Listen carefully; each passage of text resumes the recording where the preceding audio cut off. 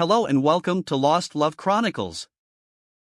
Dear listeners, before we get started, drop a quick hi in the comments and let us know where you're tuning in from. Also, if you have any suggestions for us to make the channel better, please let us know. Now let's start with the story. What the hell happened? Fred Linder asked Kuralt after roaring over on his snowmobile. We thought that this steel building could stand off sparks from the yard fire. It could, a glum Kuralt replied. It did. But when we were loading the ammonium nitrate, we spilled it all over the place. I had the stuff that we spilled outside covered up with snow, I thought, but then I think a spark hit near the south door, and there was fire all over the place just like that. Everybody's okay, though.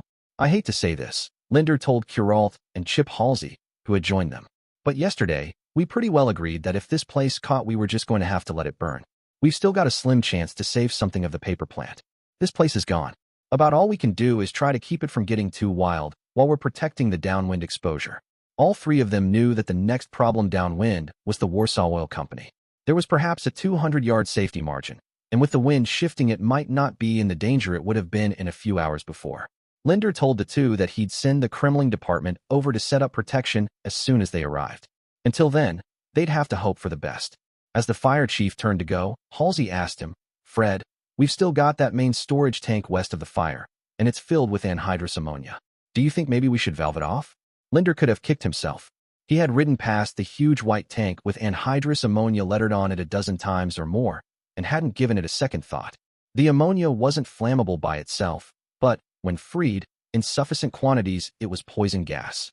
If that tank got hot enough to burst, the explosion could throw a mixture of liquid and gaseous ammonia all over the west part of town. How long will it take to get the tank empty? He asked Halsey. Don't know for sure, since it's pretty cold, the plant manager replied. About all we can do is open the valves, get the pump going, and let it boil off. Might take hours, and short of building a fire under the tank, there's no way to hurry the process. Let her rip, Linder replied. Thank God there's not much downwind for miles, and I think the tank is far enough over that it won't bother the railroad much. I sure hope Ellsberg remembers to wear his gas mask the next time he comes up this way. Amazingly enough, Plow Extra 1 seemed to be running reasonably well as it crossed the plains near Hoselton. The Burlington rumbled along, running about as well as it ever had. Bud was telling Slode about the normal gauge readings when Walt broke into the radio circuit, calling from the Milwaukee. Message to you from Linder, Bud. He says to make damn sure that everybody on board has got face masks or gas masks on. The fertilizer plant is going now, and they're venting ammonia from the big tank. Will do, Walt. I'm stopping right now. Did you get that other car of ammonium nitrate out of there? Yeah, the Milwaukee's engineer replied. But it didn't do a whole lot of good. Once he had stopped, Bud carried the message back to the way car. It had turned out that the stop at Hoselton hadn't been necessary at all. The tiny town had stripped itself of people. Every Hoselton man, fireman or not, who could make the trip had ridden snowmobiles up the tracks to help out where they could. It did make for a couple minutes to take a break. When Bud got back, Sloat was warming himself in the Burlington's cab. How's it going up there? Bud asked. Ain't no better, the mechanic replied. The snow's just as bad as last time. The wind maybe shifted a bit, but the plowing's just as bad. How's this thing running? Seems all right so far, Bud replied. With this scrap heap, you never can tell for sure. I still wish we hadn't had to take her. If this thing craps out, they're stuck in Warsaw with all the engineers away from the rock.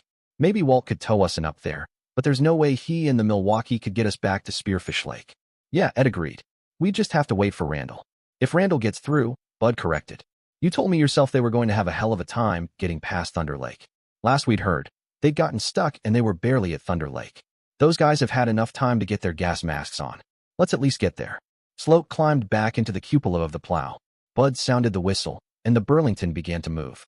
The last few miles into Warsaw went reasonably well, since the tracks were more or less into the wind, and there hadn't been that much drifting since their passage a few hours before.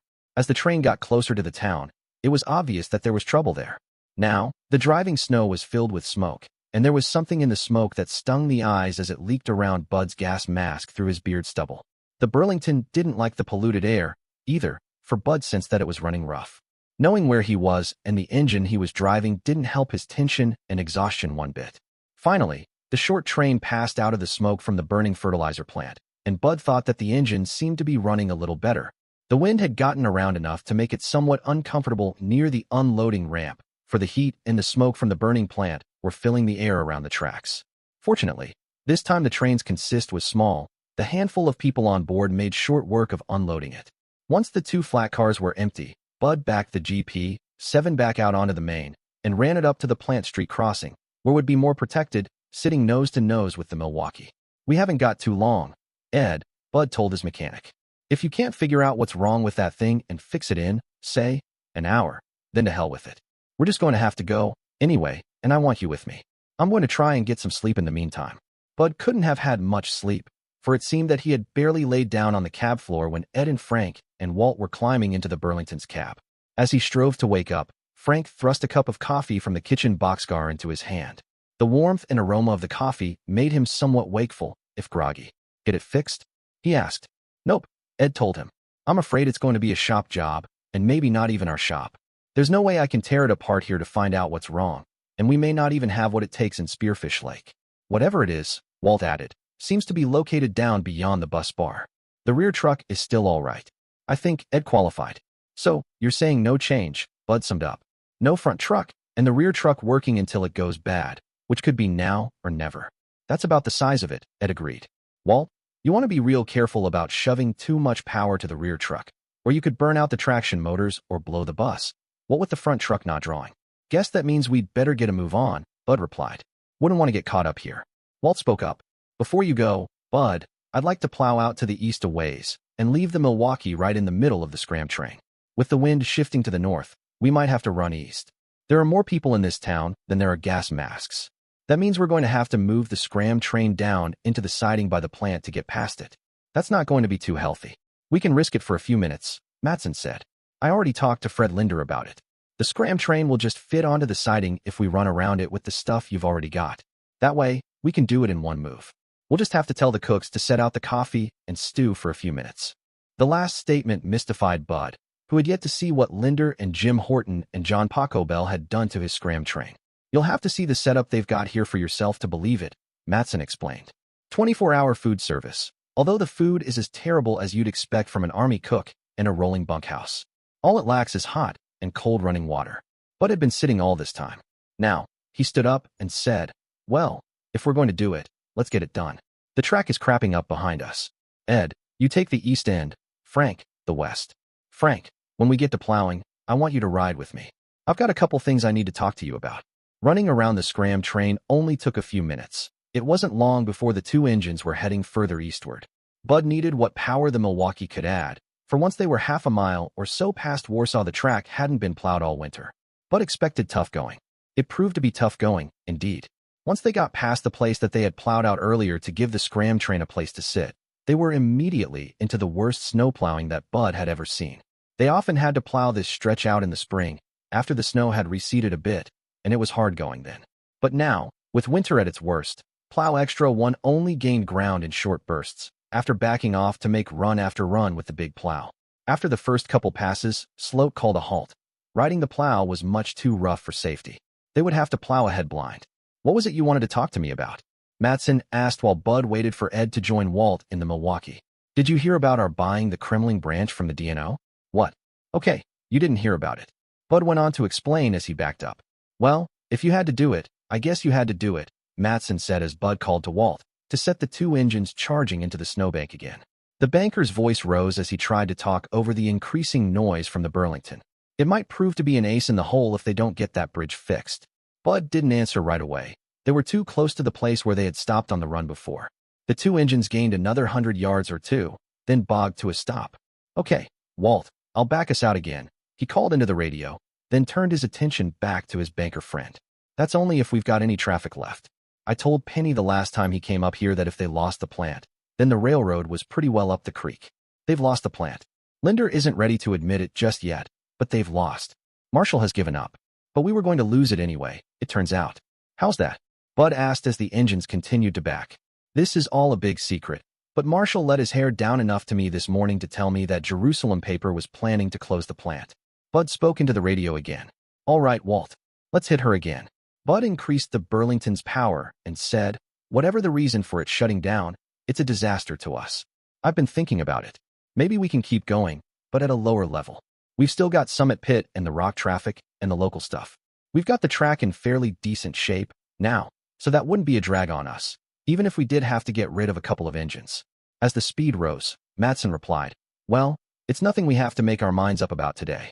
Maybe we can, and maybe we can't. Speaking for the bank, we'd have to examine things very carefully. The big plow bit into the snowdrift once again. This time, the two engines managed to keep moving for nearly half a mile before they came to a big, deep cut just before the bank of the Spearfish River. Bud had been dreading this one. Grant's Cut had been named after the Civil War general, back in the days when the DNO was still the DNC. Some stubborn, long-forgotten road foreman, clearing snow, had said, "I propose to fight it out along this line if it takes all winter," and the tag had stuck. "I better have a look at this one before we try it," Bud said into the radio. "We're probably far enough." Bud and Frank climbed out of the idling Burlington's cab and climbed to the top of the plow. It didn't take much looking to see that the cause was hopeless. The plow was buried to the cupola line. "That's a lot of snow," Frank said. "Sure is," Bud agreed. "I just hope the DNO can get through it if they get up this far." It took the two engines a lot of power and sand to even pull out of the mountain of snow, but once they were underway back to Warsaw, Bud resumed his conversation with Frank. "The only thing I can see is that there's still a lot of pulpwood up here. We might be able to generate about the car loadings downbound that we have now. That's the end of the upbound traffic to Warsaw, though. There's problems with that, too," Frank replied. "Most of the pulp would go down to the Jerusalem paper plant in Rochester. That means down the new branch. That makes it good that you bought it, but it's going to cost a ton to fix it up. It'd be cheaper to go clear around through Camden, but that might run the cost up for Jerusalem paper to the point where they'd ship the pulp by truck, contract or no contract, unless we cut our rates to the losing point. We're damned if we do and damned if we don't." "Well, maybe we," Bud started to reply, but the Burlington cut him off as it lurched to a halt, engine still running. Bud cut the engine's power as Walt's voice came over the radio. "What the hell did you hit the air for, Bud?" "I didn't touch a thing," Bud said. "But you're right. I haven't got any brake pressure at all. It stopped all by itself." Within second, Ed was into the Burlington, and within minutes he had a verdict. "You must have jolted her too hard back there, Bud. The air compressor is completely shot. It tore loose from its mounting and ruptured an air line. That dumped the air from the tank, and the brakes set when that happened. We can't even make it the rest of the way back to town?" Bud asked. "No problem there," Ed replied. "I've isolated the rupture. All we have to do is pump the brakes back up from the Milwaukee, but don't valve air, or we'll be back where we started." A glum group of railroad people assembled in the Milwaukee's cab in Warsaw a few minutes later. "Well, with no brakes, I guess that shoots that," Bud said. "No point in starting for Spearfish Lake. I guess we've got enough power for the scram train. Now, the Burlington's power and the Milwaukee's brakes. You or Walt could snowmobile down to Spearfish Lake," Matson suggested, "and come back with the rock." Bud shook his head. "We'd never make it back. The track will have snowed up too much to make it back without the plow. We could both go down there," Sloat counseled. "We get the rock, and maybe I can rebuild the air compressor mount." "Can't do that either," Bud replied. "We've got to leave at least some power here to move the scram train. Not that the Milwaukee could have done it by itself, anyway." "Don't worry about it," Walt smiled. "You don't need brakes if you keep your hands off the air and you get out of here before the track plugs completely. I mean, the track is clear right here, but we've messed around enough that once you get a few miles out of town, if you close the throttle, you'll stop before you could valve air, anyway." Matson had been right about Fred Linder when he talked to Bud, for at that time the fire chief still had hopes of saving the paper plant. While the trainmen prepared the crippled green Jeep for its return journey, those hopes were fast waning, and by the time the Milwaukee returned from escorting the brakeless Plow Extra 1 to the edge of town, Linder was giving up hope. With a heavy heart, he sat next to Marshall in the Warsaw utility truck cab where they had been talking, and picked up the microphone for the truck's radio to make a desolate call. "All chiefs, all departments. This is Fred Linder. Turn your departments over to your deputies, or whoever. I want to meet with all of you over in the dining bus in 15 minutes. Plow Extra 1 was now just the Burlington, the plow, 2 flat cars, and the way car, with a couple of low-priority ambulance patients. Once Walt and the Milwaukee had escorted the brakeless train beyond the edge of town, where brakes might be needed, the train was on its own to limp back to Spearfish Lake. Sloat was riding with Bud in the Burlington's cab. The going was fairly easy in the first few miles out of Warsaw, but now both he and Bud had more tension to bear. The Burlington, never in the best of health, surely was sick now. Although it seemed logical that they could make the run back safely without brakes, it seemed a bit much to believe. At least the air pressure that the Milwaukee had pumped into the Jeep's brakes seemed to be holding. Isolating the compressor involved closing some valves that obviously hadn't been used for years. They might have leaked, but apparently not. At least the train had one stop left in it, although it would be a final stop. Nevertheless, the rain was rolling right along. Bud was carrying a lot of power, maybe too much. Without wanting to worry Bud any more than necessary, Ed began to inspect the engine's gauges. Within a few miles, there could be no doubt about it. The traction motors were beginning to short again. They weren't yet as bad as the rocks had been at this point on the last trip, but it had taken the rocks several trips to get this bad. It took a few minutes longer than Linder had hoped to get all the fire chiefs, along with Brent Marshall, assembled in the dining bus. They were a desperately tired bunch of men. Even the normally nasty Cliff Sprague was tired into placidity. Harry Masterfield of Spearfish Lake was the last to arrive, bringing Wally Bork from Hoselton with him. "Sorry we're late," he said to the rest of the group. "Just as we started to leave, we had another house fire break out, and we had to stomp on it. Even 6 hours ago, this news would have disturbed Linder to no end. Now, all he could do was ask, 'What's your overall situation up there, Harry?' Getting worse. The yard just gets to burning hotter and hotter, and the worse it gets, the more trouble we have keeping it out of the houses across the street. How many times have you had fires on the west side of the street?" Masterfield shook his head. "I've lost count. Maybe 6 or 8 spot fires, anyway. We've managed to stop all of them without getting the houses too involved, but each one scares the shit out of me." "How many houses does that involve?" Linder asked. "I'm not sure anymore," the Spearfish Lake chief told him. "I know one house there has been on fire 3 different times, and we've stopped it each time. Next time we get a spot fire, we might not get it out at all." "You've done good in hanging on without much help," Linder said, and turned to the other chiefs. "I've pretty much been around the plant for the last few hours, so I've got a pretty good idea of what's going on there. Cliff, Vern, Miles, Ron," he said to the Walsenburg, Blair, Albany River, and Lynchburg men. "Do any of you guys think we've got a ghost of a chance of stopping the fire in there before it burns to the ground?" 3 of the 4 chiefs thought the cause was hopeless. Vern Houghton, from Blair, was only a little less pessimistic. "If the wind were to quit right now, we might be able to save the south side of the building, but even if we didn't, I don't think there'd be any value left in the place." Every one of the firemen looked at the white, wordless manager of the paper plant, who nodded, but said nothing. "I got one more piece of bad news," Linder went on. "You all know that we pumped the water tower dry last night. We've been running straight off the town pump since then. Thank God there isn't anything else in town that's using water. Jim Horton, one of our village councilmen, has been over to the village water plant since the plant fire got going.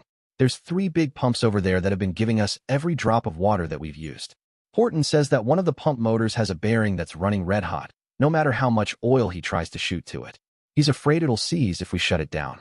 We talked it over, and we've decided to run it till it drops, and keep trying to service it while it's running, but we could lose it at any time. If that happens while we're in the configuration we're in now, we'd be in a world of shit." This news was greeted with looks of dismay. The lack of water had been a problem since early morning. This would cut by more than a third the amount available. With words wrenched from his mouth in protest, Linder went on, "Much as I hate to say it, we've got to give up on the plant. We might as well do it orderly now and take all the equipment we can, rather than wait a while and have to do it without enough water for protection." "No question about it," Sprague agreed, and the others added their approval. More businesslike now that the horrible decision had been made, Linder laid out the next moves. "The real big sore spot that we've got right now is that if the fire from Yard gets past Hoselton and Spearfish Lake, we could lose the town, so we'll put the main effort there. Blair and Lynchburg were the last to arrive at the paper plant, so they should be the first to take up. Blair goes to Railroad and Main to protect the exposure that the school has. With the wind veering to the north, there'll be a lot of embers over there. Vern, set yourself up to use off the Railroad Street main, but I'll want your grass truck to support Warsaw. Lynchburg goes up to the north end of the yard fire on Winter Street and ties into the 2nd Street main. Spearfish Lake should contract to the south and ties into the 3rd Street main. Harry, I know you've got a pumper working off of 2nd Street now, but if you just kind of swap with Ron, you should be okay. You guys can work out how you do it. Hoselton just holds their position. Warsaw will keep its own connections for the time being, and will try to cover Lynchburg as they fall back. Once that's done, Warsaw falls back to the southwest a bit, and we'll just try to keep the plant from going too quickly. We'll be taking water off the Railroad Street main, but we'll need the Blair grass truck for a booster. Walsenburg and Albany River are on the cooler side of the plant, so they shouldn't have too much trouble. What's the status of the fire in Shed 1 now, Cliff? The Walsenburg chief yawned. We've only been after it with a 1.5, but we're gaining on it a little. Good, Linder replied, and went on. That's the son of a bitch that started this whole mess. Albany River is in the worst mess equipment-wise of anybody, so they'll be a while picking up. Cliff, you cover them until they're out of there. Miles, once you've picked up, go over to Plant Street and cover Walsenburg pulling back, then go on over to Plain Street. Set yourself up as a roving backfield to the yard fire and sort out your equipment. You can tie one engine each into 2nd and 3rd Streets. That gets everyone away from the plant. Kremling stays where they're at on the fertilizer plant fire. Everybody with me so far? Not quite, Sprague complained. Where does that leave us? Get to you in a minute, Cliff. I'm doing this from memory, and I don't want to send anyone to 3 different places. Your grass truck and Kremlings goes to the chemical dump at the roadside park south of town. They'll cut a hole in the ice of the river and set up 2 lines to fill tankers. Albany River, Blair, and Kremling. If the situation around you gets hot, you can use your connections to mains, but for the time being I want you to work off tankers, so maybe we can get a little reserve water into the tower. Cliff, that goes for you, too, once I get you to where you're eventually going. Wherever that might be, the dour man broke in. Linder smiled. Cliff, I've been saving this for you since you're short-handed. I want you to set up on Plant Street on the far side of the shed from where you are now. Try to knock down that shed fire a little to get it out of our hair. More important, I want you to get into the south side of Yard 3 enough to get up to those goddamn hopper cars. Once you can reach them, take a pike pole, open the hatches, and flood the stupid things. You don't have to overflow them, but drown that stinking fertilizer and that'll get everybody but Kremling and Blair off of face masks. Once you've done that, go over to Main Street and set up a second reserve line. Linder smiled, the first time in a while, as he finished up. Once you get set up over there, you'll be the first reserve called on. It'll be damn strange to have a reserve at all. By the time that they were crossing the Spearfish River swamp, but was fully aware of the fact that the Burlington was losing power. Shorting again? He asked his mechanic. Looks like it, Ed replied. I've been watching it for a while. We ought to be able to make it in, though. Maybe. Goddamn scrap heap, Bud muttered. He reached for the radio and tried to reach Spearfish Lake. He should have known better. They were down in the hole, radio blind from the office. He turned back to Ed. Soon as we can get through on the radio, I'm going to have Penny start buttoning up the rock. Good idea, Sloat agreed. He knows how to do that. Bud could still run fast through the swamp, and he was pushing the Burlington hard. Here, the snow wasn't too bad, but the throttle position didn't indicate the engine's speed, which was far less than Bud would have liked to have seen. The ascent up out of the swamp was agonizing to both the engine and its crew. However, the Jeep clearly didn't have a lot left in it, but once on top of the grade, Bud was finally able to make his promised radio call. Plow Extra 1 was barely crawling as it crossed the Pine Barrens.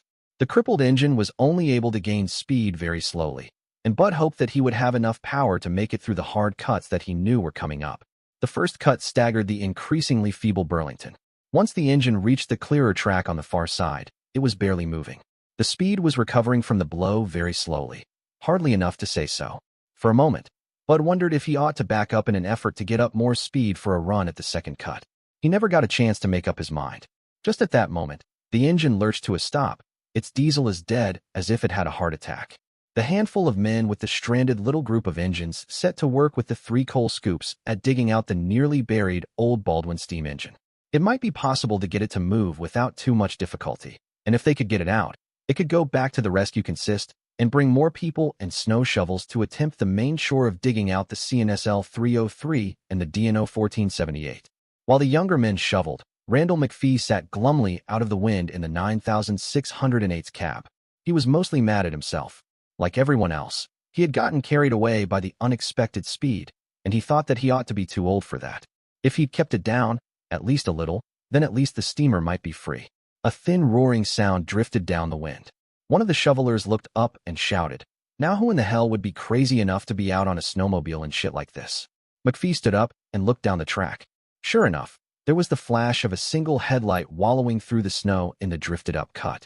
In a moment, he could make out a blue snowmobile roaring up over the top of the drift, past the 2 engines, and skidding to a halt next to the Baldwin's cab.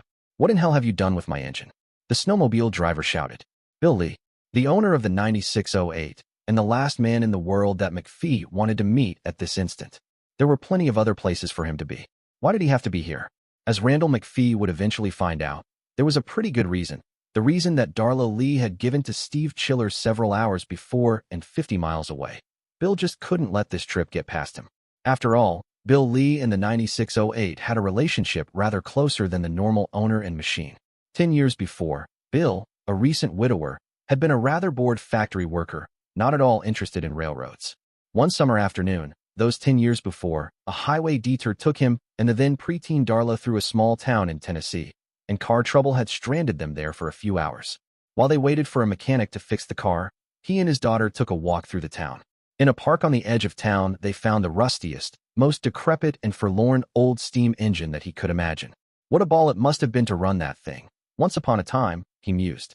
A local old-timer filled him in on the engine a little. The rusty old Baldwin had run a daily mixed freight through town for years and years. Shortly after World War II, the Gulf, Mobile, and Ohio decided to take the old Rattler off and scrap its engine. There were a few people in town who were sentimental about the old steamer, and perhaps they had a reason, for that daily mixed train had once been much of the town's connection with the outside world, and there were a lot of memories surrounding the old engine. 20 years and more earlier, some local people had chipped in and donated it to the town as a park monument. The years hadn't been good to her. The paint was all worn and streaked with rust, and there were who knows how many parts rusted beyond repair or missing. The engine had become something of an eyesore, and the town council had been kicking around the idea of scrapping it for real. Bill and the young Darla climbed all over the old wreck and stood back to look at it. In truth, it was in sad shape. If it had been preserved, it might have been pretty, but in its tattered condition, it was perhaps best if it finally made it to the scrap heap. It took them some time to discover what the old engine's number had once been, 9608. With their water pump fixed, Bill and Darla drove on. For the rest of that trip, Bill couldn't get the old engine off of his mind. He was never sure what it was about the old scrap heap that changed his life, but when he got home to Camden, he wrote a letter to the town council of the little town, telling them that if they wanted to sell the old engine, then he'd like to bid on it. A letter returned in a few days, name a price. A couple of calls to the D&O engine shop revealed an old-timer that was able to give a good guess of the 9,608 weight. Lee took that weight, multiplied it by the going price of scrap iron in Camden, then deducted 20% as his last gasp of common sense. He sent the figure off, stating that his objective was preservation, not scrap. The next thing he knew, he owned a steam railroad engine that he had no idea what he was going to do with. It took him 6 months to get the engine to Camden, not to mention a second mortgage on his house. It developed that the Illinois Central Gulf, which had succeeded the old GMNO, had a lowboy flat car that was just long enough and strong enough to load the old engine onto it, with the aid of a temporary track and 2 wrecking cranes. Once he'd gotten the engine to Camden, he leased space in the nearly abandoned old D&O roundhouse at Putnam Yard. The 9608 sat in that roundhouse for 5 years. On evenings and weekends, Bill and a succession of rail fans and D&O volunteers, including Randall McPhee and Henry Stevens, infused hope into the hopeless cause. 5 years of puttering. 5 years of building parts, of scrounging in the forgotten junk piles of half a dozen railroads for the odd part that might yet give life to the old wreck. Then one spring day, a D&O switcher appeared at the old roundhouse and towed the old Baldwin out into a sun that it hadn't seen in years. The old engine felt coal on her grates again, and smoke from her flue, and to the amazement of almost everyone but Bill Lee, she felt steam on her pistons. The old park monument still lived. With the 9608 still runnable, Bill was going to run her, and in the 5 years that had passed, he'd worked out how. He had good working relations with the D&O, and he'd spent some time looking for a scenic bit of little-used track. The old section north from Lordstown to Whiteport seemed to fill the bill. There'd been a stretch north of Haleyville that had been washed out, but the part that was left was more than enough. The D&O had been planning to tear it up, and they gave him a lot of support with a long-term land contract on the line, and threw in a couple of obsolete, old, open-ended commuter cars from Decatur. Suddenly, Bill Lee wasn't a factory worker any longer. He was the president and owner, with the bank and some stockholders that had more sentiment than sense, of the Lordstown Northern Scenic Railway. Amazingly enough, the Lordstown Northern actually made a profit, but it took the old steam engine to make it for them. For several years, Bill spent more time working on the engine than he did running it.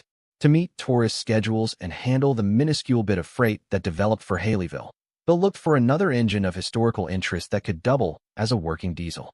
He couldn't find a Baldwin diesel switcher that seemed worth the effort, so he settled for an old Alco S1, numbered 451, that had once toiled for the Detroit and Mackinac, but had passed through several other hands before reaching Lordstown. Given such a love affair with a piece of machinery, is it any wonder that Bill Lee couldn't stand to sit by and not be a part of the old engine doing some good for the rest of the world for the first time in 30 years? The thought almost killed him from helplessness. Not that Randall McPhee and Henry Stevens weren't fine people that knew more about running the engine than he did himself. At that moment, Randall McPhee wasn't Bill Lee. About 4 in the morning, after a sleepless night, he could stand it no longer. With his daughter watching apprehensively, he got into his snowmobile suit, fired up his snowmobile, and launched himself on a mad mission downwind in the storm. He got off to a slow start, and meeting SX 3217 slowed him some more. After briefly meeting Steve Chiller, Lee broke away from the D&O plow train and rode the snowmobile to a convenience store along the state road, where he knew there was a phone outside. After a couple of quick phone calls to alert Darla and Ken Sawyer, he returned to the railroad track and headed back downwind. The going to Coldwater hadn't been too bad. He stopped there for gas and pressed on to the little town of Frontier, where he found a place open and had a quick breakfast, and gassed up once again for the long haul around the north end of Thunder Lake. The town had become a frontier again, at least in railroad terms, for here the north-central tracks ended. They'd been abandoned a few years before, but the right-of-way to Meeker was still in place, and there was something of a jeep trail down it in better weather. It had been slow going to Meeker, with Lee worried every inch of the way that the old engine had gotten past Meeker, and that he'd have to chase it north. He was somewhat relieved to reach the Camden and Spearfish Lake tracks at Meeker and see that it didn't look as if the tracks had been plowed. He stopped to borrow some more gas from the driver of a front loader that was trying to remove some of the snow that had built up on the streets, and found out for sure that no trains had passed that way. Then, he headed south toward Thunder Lake, relieved that the old 260 hadn't gotten by him, but a little worried about what might have happened to it. He didn't have much time to work up a good worry, for not more than a mile south of town over nearly bare tracks, there was a huge snowdrift. He rode up over the top of the drift, and there, nearly buried in its southern side, sat 3 railroad engines. The last one was his beloved old park monument. Lee didn't know whether to laugh, cry, or swear when Randall McPhee responded to his shouted challenge with a drawled, "Well, we got a little stuck, Bill." Lee shut the snowmobile off and replied, "You sure as hell did. That's about the stuckest I've ever seen a railroad engine." "Well, all right," McPhee responded. "More than a little stuck. What happened to that consist of rescue people and equipment, anyway?" "They're about 2 or 3 miles back," McPhee reported. "We've been triple-heading almost all night, then going back for it. We got a little too far ahead of it this time. We're trying to dig your old girl out so we can go back for it. Now that you're here with your snowmobile, maybe you can go back for it and bring a couple more people and a half dozen more snow shovels. You're still going to have a hell of a time getting through this cut. This stuff is even deeper up ahead." McPhee shrugged. "Once we get the engines loose, we can maybe have the people from the consist dig it down a bit." "That's going to take all damn day," Lee replied, yanking on the snowmobile's starter cord. "I've got a better idea." With the snowmobile running, he turned around and headed back for Meeker. 15 minutes and $50 later, the Meeker Village front loader was pecking away at the piled-up snow in the cut. The machine had to start digging from the north end and dig toward the plow, so it took a while to clear a path through the deeply drifted snow.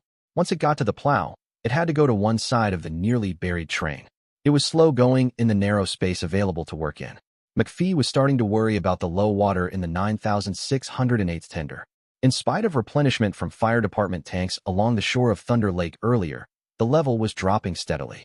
It would need to be filled before very much longer, or else he would have to pull the fire out of the engine. But the front loader kept him from having to do it. It was slow digging, but eventually it had cut a trench along one side of the plow train. McPhee took a critical look at the area that had been cleared, then told Ballard, "Looks like that might be enough." Within minutes, the 2 diesels were roaring, and the old Baldwin was squandering her limited supply of water. Slowly, using lots of sand, the engines of Plow Extra 2 backed out of the snowdrift. McPhee left Lee with the front loader driver to complete the clean-out of the cut, while the 3 units backed up to the rescue consist. The now familiar roar of the 9,608's whistle alleviated a growing concern for the long-missing engines. Johnson had considered hiking north with some shovelers, but without orders to the contrary, had decided to wait a while before attempting the walkout. Now, the worry had proven unnecessary, and the little train followed the wallowing, victorious front loader into Meeker. There was hardly any activity in downtown Meeker, such as it was, on this snow-filled day. The snow removal crew was about the only activity in town. Ballard braked the 1478 to a stop just shy of the Main Street crossing and radioed, "Let's take a break." "Sounds good to me," McPhee replied. "We've got to service both coal and water. Don't suppose there's any place in town open where we can get a cup of coffee," the D&O engineer said. "Guess we'll have to find some in the way car." While Johnson brought a group forward to deal with the 9608, the train operating crew found some warm coffee in a corner of the way car. They had been going steadily since perhaps midnight the night before, and there were some tired people among them. "We're halfway to Spearfish Lake, or thereabouts," McPhee told them, "and I think the worst part is over with. But there are some places ahead where I sure would like to have that front loader with me." "We could get it, I suppose," Lee replied. "I can't figure out how we could expect to unload it if we need it, unless we can figure some was to take some kind of portable ramp." "True," McPhee replied. "Besides, we'd have to unload something from those flat cars, and I don't want to have to decide what gets unloaded." "What's ahead, anyway?" the 9,608's owner asked. "More or less level, A few little grades, McPhee replied. A lot like the last 2 or 3 miles, nothing like out there along Thunder Lake. Some of it's on fills through swamps, but it gets higher before we get to Blair. We'll have deep snow and bad drifts, and maybe 3 or 4 difficult cuts like that last one until we get to Albany River. More of the same north of there, but only one more bad cut until we get to Spearfish Lake. We haven't heard anything from Ellsberg since last evening, but he'd been keeping the track to Warsaw plowed from Spearfish Lake, and he wasn't having any troubles. Once we get to Spearfish Lake, we ought to be home free. Well, Ballard commented. We'll just have to probe the cuts gently, with the consist close at hand if there's any digging to be done. Before long, the 3 engines were ready to start their assault on the swamps north of Meeker. By now, all ideas about running Plow Extra 2 and Extra 9608 separately had been abandoned, and even the addition of the old Baldwin to the plow train didn't make the going much easier. You about ready to get going? Ballard radioed to the other 2 engines. Whenever you're ready, we're ready, Bill Lee responded. Lee and Henry Stevens were running the 9608 for this part of the trip to give McPhee a break. McPhee went back to the way car and was soon snoring hard enough to keep everyone else awake. The going for the first couple miles was relatively easy, as McPhee had predicted. Still, the plow was shoving 3 feet or more of snow aside as it moved up the tracks. Trouble wasn't far away. A couple miles from Meeker, the tracks burrowed through a deepish cut, and it had blown full of snow. Ballard wasn't ready to take any chances. He crept up to the cut, then attacked it in small, safe bites that only gained a few yards at a time. It was more open beyond the cut, but in places snow had accumulated to 6 or 7 feet, within the safe reach of the little plow, but nearing its limit. The going was easier than it had been by Thunder Lake, but not a lot easier. They brought the consist up and pressed on. Even in the blowing snow, it would have been a sight to see, had any spectators come out into the storm to watch.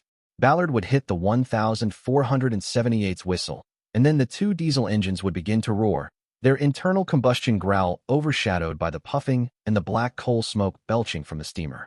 It was tough going for 3 miles. 3 miles where 100 yards gained was counted good, 200 yards deemed excellent. More often, they gained ground at distances measured in tens of yards, as Ballard tiptoed through the drifts. Perhaps it was Bill Lee, now shoveling coal in the 9608, that felt the trip the most. The 260 was an antique, and no one felt its age more than its owner. This was brutal treatment for such a cherished piece of machinery, and Lee worried at every bite that Plow Extra 2 took at the snowdrifts. Yet, he wouldn't have missed it for the world. He would have felt hurt to have been asked to leave the old steamer back with the rescue consist.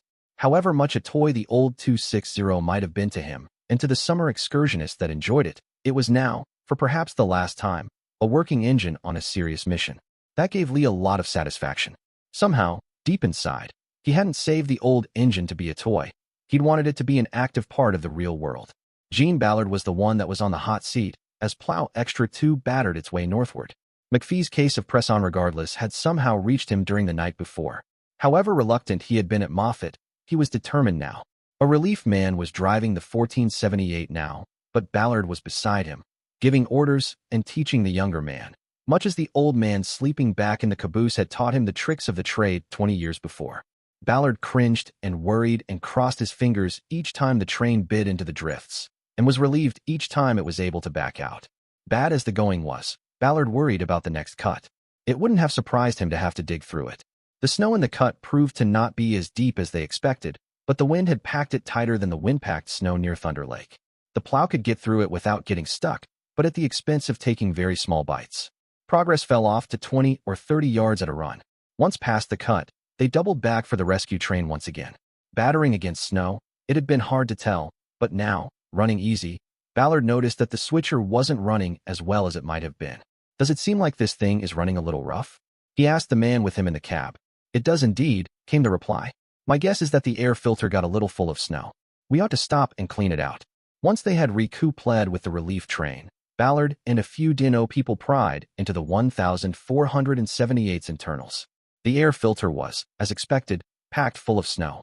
Minutes later, they were moving ahead again. Already the plow was moving snow as the tracks drifted up. They gained several miles in the next hour. The going had gotten a little easier, easy enough to try pulling the consist and plowing snow at the same time. An average of 3 feet of snow had accumulated on the tracks, but the plow could deal with this. Still, gaining ground couldn't relieve Ballard of his anxiety, for the 1478 was running rough again. Could we have packed the air filter again so soon? He asked the duty engineer. Could have, but Cleaning it out back there didn't really help. Hadn't really noticed it, Ballard replied. They crossed several miles of fill in good order, but south of Blair, they came up out of the swamp into more rolling countryside. Once again, there were deep cuts to contend with, and they had to leave the consist and push on with the engines. They cleared the tracks to the town of Blair, then brought the consist up. Let's call a halt for a few minutes, Ballard called to the other engines over the radio. This thing is acting up again, and I want to take a look at it. What seems to be the problem? McPhee's voice came over the radio. He must have woken up, Ballard though. Don't know for sure, the DNO man replied. It's running rough, and that's silly. In a car, you'd expect engine problems to cause an engine to be missing, but a diesel? Maybe I'm imagining it. All right, the old man agreed. Why not stop just shy of the crossing? Probably ought to water the 9608 again, anyway. McPhee and Bill Lee, who was more of a mechanic than any of the rest of them, joined Ballard at the 1478 as soon as they stopped. I don't get it, Ballard said after a few minutes. The air filter's clean. It's definitely running rough, Lee confirmed. But it doesn't want to run rough all the time. Doesn't make sense to me. Does to me, Lee replied. We had the same thing happen with the Alco the year before last. Either there's some crap clogging up the injector pump, or the pump is screwed up itself and isn't firing the fuel right. Could be either one. Is it going to keep running? McPhee asked. It could keep running like that for weeks. The Alco did, while we fiddled around trying to figure out what the problem was. Then, depending on what's actually wrong, it could crap out at any time. Any way to fix it here? Ballard asked. I don't know for sure, Lee answered. There's no way of telling without tearing the pump down, and that could take hours. The deeper parts of it are a factory job, anyway. The hell with it, McPhee said. We'll run it till it drops. We ought to be past the worst of it now, anyway. Ed, Bud yelled. What happened? Don't know. The mechanic replied in the now dark cab. Could those shorting trucks have burned out the generator? Whatever happened, that ain't the problem, Sloat replied, rather more calmly than Bud could manage at the moment. The goddamn diesel stopped. Whatever's wrong, wet traction motors couldn't have had anything to do with it. We're still getting juice from the battery. You'd better radio Spearfish Lake and let them know we're dead before we lose that, too. Don't know what good that'll do, Bud replied, beginning to think clearly again. But at least I guess they won't be worrying about us. I guess I'll have to ride one of the snowmobiles into town and get the rock, while you stay here and drain this thing. Useless as it is, we don't want it freezing up. At least the ambulance cases we've got this trip won't die on us if it takes another couple hours. Fortunately, the Burlington had died up on the pine flats within radio reach of town, and Penny proved to be near the rock's radio. Don't screw around with the snowmobile, Penny suggested. I've got the rock warming up, and 10 more minutes should take care of the cover plates. I'll run her out to you. Bud was a little leery of the idea. Penny may have known how to run the Jeep, but he wasn't that experienced with it. Still, he had done all right in the drifts a few hours before. A few hours before? That was early this morning. Bud had been on the go almost continuously since then, with only a couple of little breaks. Suddenly, he realized that he didn't want to ride the snowmobile into town. What he mostly wanted to do was sleep. All right, John, he said into the microphone. Just take it real easy. Don't get in over your head. If you come up on something that you don't know about, stop and give us a call. There's at least one more bad cut between you and us. I can ride out on the snowmobile if you think you need us. Will do, Penny replied. We'll put out some fusees a couple 100 yards ahead of us, so you'll know where we are, Bud added. He hung up the microphone and turned to Sloat. Might as well think about draining this thing. Ed, say, about 20 minutes or a half hour. Go out and put out some fusees. If you need me, or John calls, I'll be back in the way car. There's nothing for me to do until he gets here, so I might as well get some sleep. In the way car, there was some concern about being stalled out in the middle of nowhere. Bud explained that they had some engine trouble, and that the spare engine from Spearfish Lake would be out soon to take them the rest of the way in. It needed its turn at servicing, he told the anxious passengers as neutrally as he could, so we took this one. It was a little risky, but we knew that we could get picked up at either end. How are you people doing back here? He was told that the injured men were doing the best that could be expected under the circumstances. Bud quickly found a bunk and was asleep almost before his head hit the pillow. The Burlington was cooling rapidly. Ed had the engine drained and had set out the fusees. He was warming as best he could in what heat was left in the cab when the rock's headlight slowly pierced through the snowstorm. He picked up the microphone and radioed. Ah, there you are. The rock to the rescue. The lone engineer in the blue Jeep replied. Tell Bud that the last cut wasn't too bad. Didn't have to add much power to get through it. Bud's sleeping in the way car, Sloat replied. If you think you and I can make it back to Spearfish Lake without trouble, I'd be inclined to let him sleep. Did he get any sleep since he left here the last time? Penny asked. Maybe 20 minutes up in Warsaw. No more. Hell yes. Let the poor scumsucker sleep. God knows he deserves it. The bustle of unloading the ambulance patients in Spearfish Lake woke Bud up.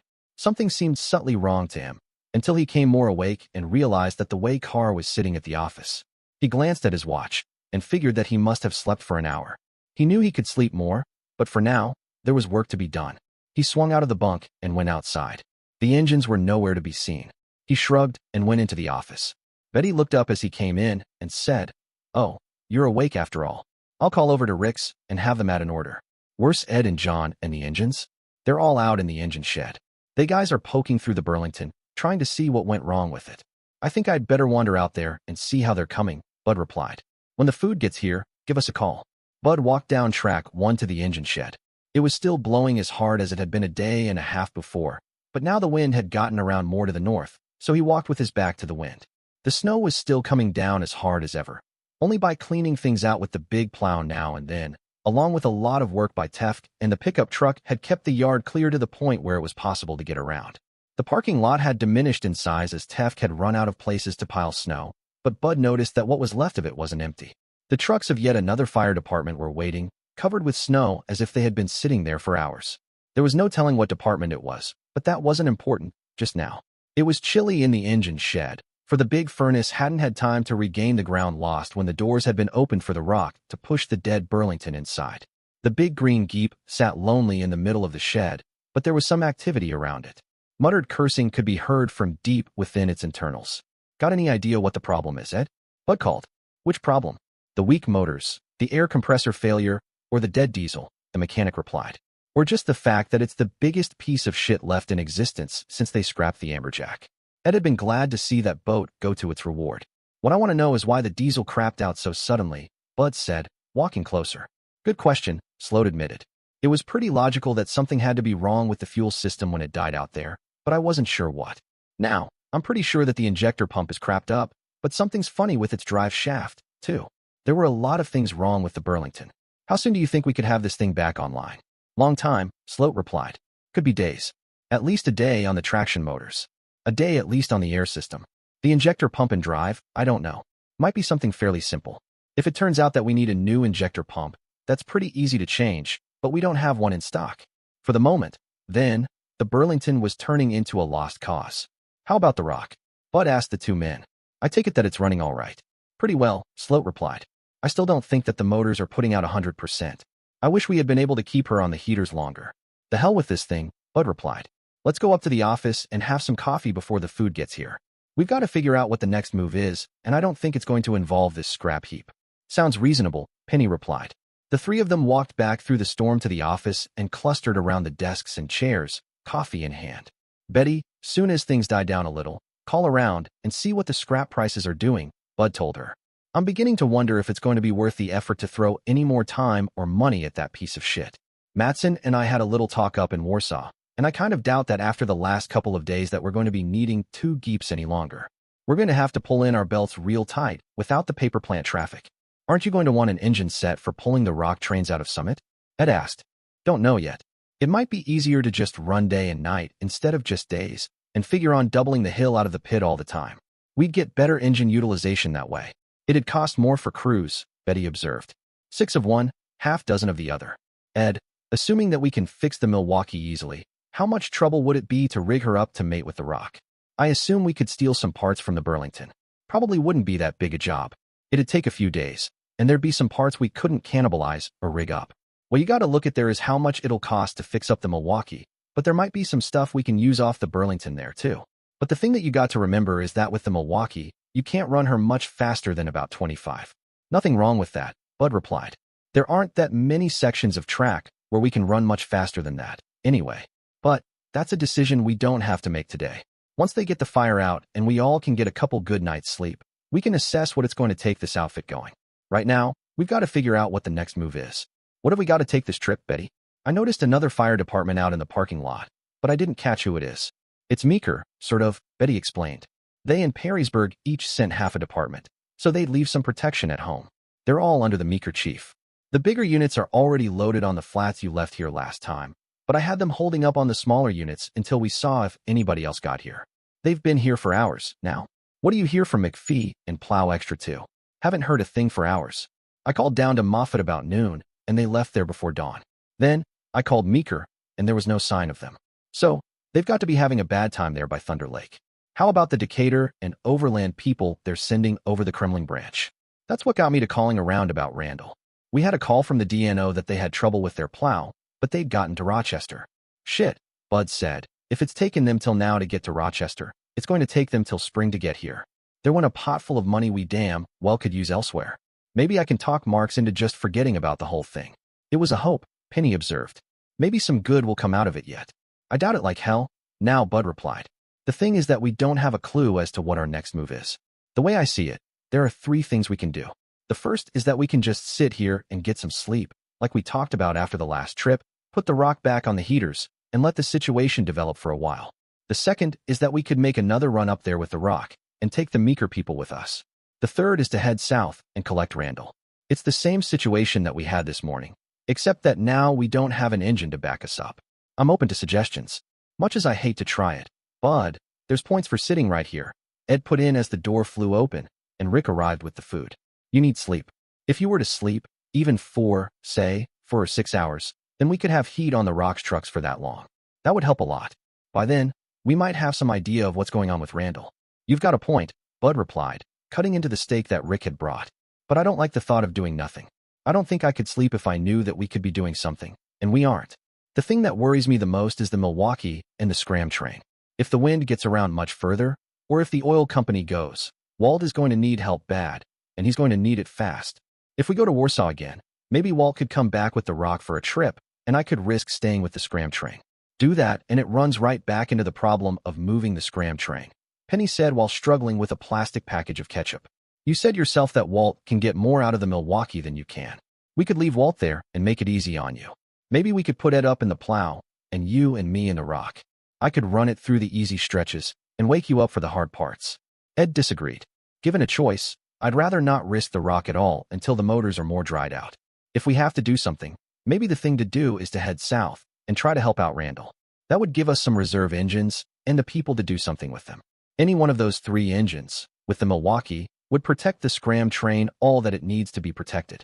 We could put the other 2 on the Warsaw turn and leave the rock here to dry out, because by the time we get back from a run to, Meeker, it may well need it. Going the other direction, you could probably get in a run to Warsaw all right. I'm not sure about the one after that. Bud scratched his head, then sliced off another hunk of beef. The big problem with heading south is the fact that it gets us even further away from Walt, if he needs us. He sipped his coffee and went on. The farther away we are, the longer it'll take us to get there. God knows, we're far away enough now if he needs us. Say we head south. We'll have the plow pointed south.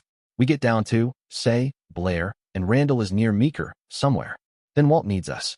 We'd have to back up to here with the plow on the wrong end before we could turn it around and head for Warsaw. And then, with the wind getting more out of the north, it'd be slow going to Warsaw. The track could snow in behind us before we got back here, too. Yeah, Penny said around a mouthful of potato. But there's several places where we could run around him. That'd give us 3 engines behind the little plow, which would be pointing north over tracks we'd recently have been over. That's only if we meet him, Bud pointed out. We don't know where Randall is, or what he's doing. If he was stuck in California Cut, or even somewhere down by Blair, the obvious thing to do would be to go and get him. If he's still somewhere down by Meeker, then that's a whole different story, and we just don't know what it is. My guess is that he's still south of Meeker, as hard as the going ought to be there by Thunder Lake. God knows the people and the engines he's got would be welcome, but unless we hear that he needs help, I think that Randall is old enough to be let out on his own. I really think that Walt and the Scram train are the biggest problem we've got right now. You've got the Meeker Fire Department here, too, Betty added. They probably would be welcome in Warsaw. I'm not too sure how welcome they'd be, Sloat said. Frank said they were short of water up there. They were having a hell of a time trying to find enough water to supply the departments they already have. Yeah, Bud replied, but we'd look like shit if we left a fire department here that they needed, while we headed off south. Penny stared at the ceiling for a moment, his dinner forgotten, then said, You know what really bothers me about the Warsaw runs we've been making? We're running the whole damn operation backwards. Bud thought that was a curious statement. How do you mean that, John? Just that. We shouldn't be plowing eastward at all. It just started out that way, and we've kept doing it since because it was the obvious way to do it. Look, you guys wouldn't have come back from Warsaw at all last trip if the plow had been pointing west, would you? We probably wouldn't have, Bud agreed. But we couldn't let ourselves get snowed in up there with the plow pointed the wrong way. Right, Penny went on. You and I did at least one trip where it would have been good if we'd hung around longer. And twice, we've left here, knowing a fire department was on the way, but not wanting to screw around for what might well be hours before they did get here. Bud nodded. I still don't see what you're getting at, John. What I'm saying is that if we're going to go back to Warsaw, we should bull our way up there on the aprons and drag the plow behind us, pointing west. Then it doesn't matter how long we stay there. We could sit there as long as we had to, and Walt would have the extra power at hand. Then, we could come down here when we need to, like for an ambulance run, or when we know that there's going to be a fire department ready to load. I think you may have something there, John, Bud replied. We could take the heaters, too, and throw heat on the trucks about as well as we do here. Then, if we get word that Randall needs help and is within reach, we can go off and get him. That still worries me, Bud, Sloat commented. If Randall is in trouble, maybe we ought to think about going and getting him. Anyway, Sloat put in. Bud thought about this for a moment. If he's close and he's in trouble, that's one thing. If he's still down by Thunder Lake, that's another. If he was close, I would think that we would have heard about it by now. The real issue is whether to help Walt or not. I think what we'll do is to go and protect Walt, John's way, at least while we finish drying out the rock. Then, if Randall is in real trouble, we can consider a trip down to him, if the danger in Warsaw eases off a bit. I could be wrong, but I'll bet that if Walt has to scram, it'll be soon. While they had been eating, Rick had been standing quietly in the background. Now, he asked, are things up there really that bad? They are, Bud replied soberly. The way things are right now, or at least were when we left, they could lose the whole town. You'd best get back over to the cafe and tell those people from Meeker to get the rest of their equipment loaded and to get their butts on the train. Will do, Bud, the little man said as he headed for the door. Good luck. Thanks, Rick, he said to the departing figure, then turned back to the group. We've been long enough. We're going to have to hurry if we're going to go back up there without the plow. The wind is more out of the north, and it's really going to crap up those tracks. John and Ed, get the rock out and get it serviced. Load on all the heaters you can find, and the portable generator, so we can run the heater blowers. I'll be out to help in a couple minutes. Kate, get a hold of Raymond, and get him over to direct the loading. We'll still leave the bus here. Betty, get a message to Walt, I guess through the fire department in Warsaw, to plow out to the west as far as he dares. That'll help us when the going gets thick. After that, call Joe Upton and tell him what we're going to do. We'll come back for more departments only when a full load of major units has accumulated here. You might tell him that it might not be a bad idea to consider another try on 919, since this could be our last trip up there if the rock acts up at all. John, you and I will go this time. Ed, you stay here, get a little sleep, and then start poking around in the Burlington to see if there's any chance to get her going in the next day or so, no matter how jury-rigged it might be. While you're doing that, though, kind of think about taking parts off it for the Milwaukee. Ed and John had their coats on by now. Will do, Bud, John replied. How long before you'll be out? A couple minutes, Bud replied, nodding his head in the direction of the bathroom. I'll be as quick as I can. After they'd gone, Kate asked, couldn't you just send them on this trip? Bud, you look terrible. I admit, I don't feel that well, he replied. But, while John does know how to run the rock, he isn't that experienced at it, and this is going to be the toughest trip yet. We weren't risking anything that we weren't already risking when he picked us up a little while ago. This is different. Besides, 2 hours, 3 at the most, and we'll be sitting up there in Warsaw, and I can get some sleep. I don't like this, she protested. You don't have to. How many trips does this make? John asked. I've lost count. Bud yanked on the whistle cord as the county road 919 crossing approached in the darkness. Let's see, there was the trip for the hopper cars, then there was the trip up with the Spearfish Lake Department, and back with the evacuees.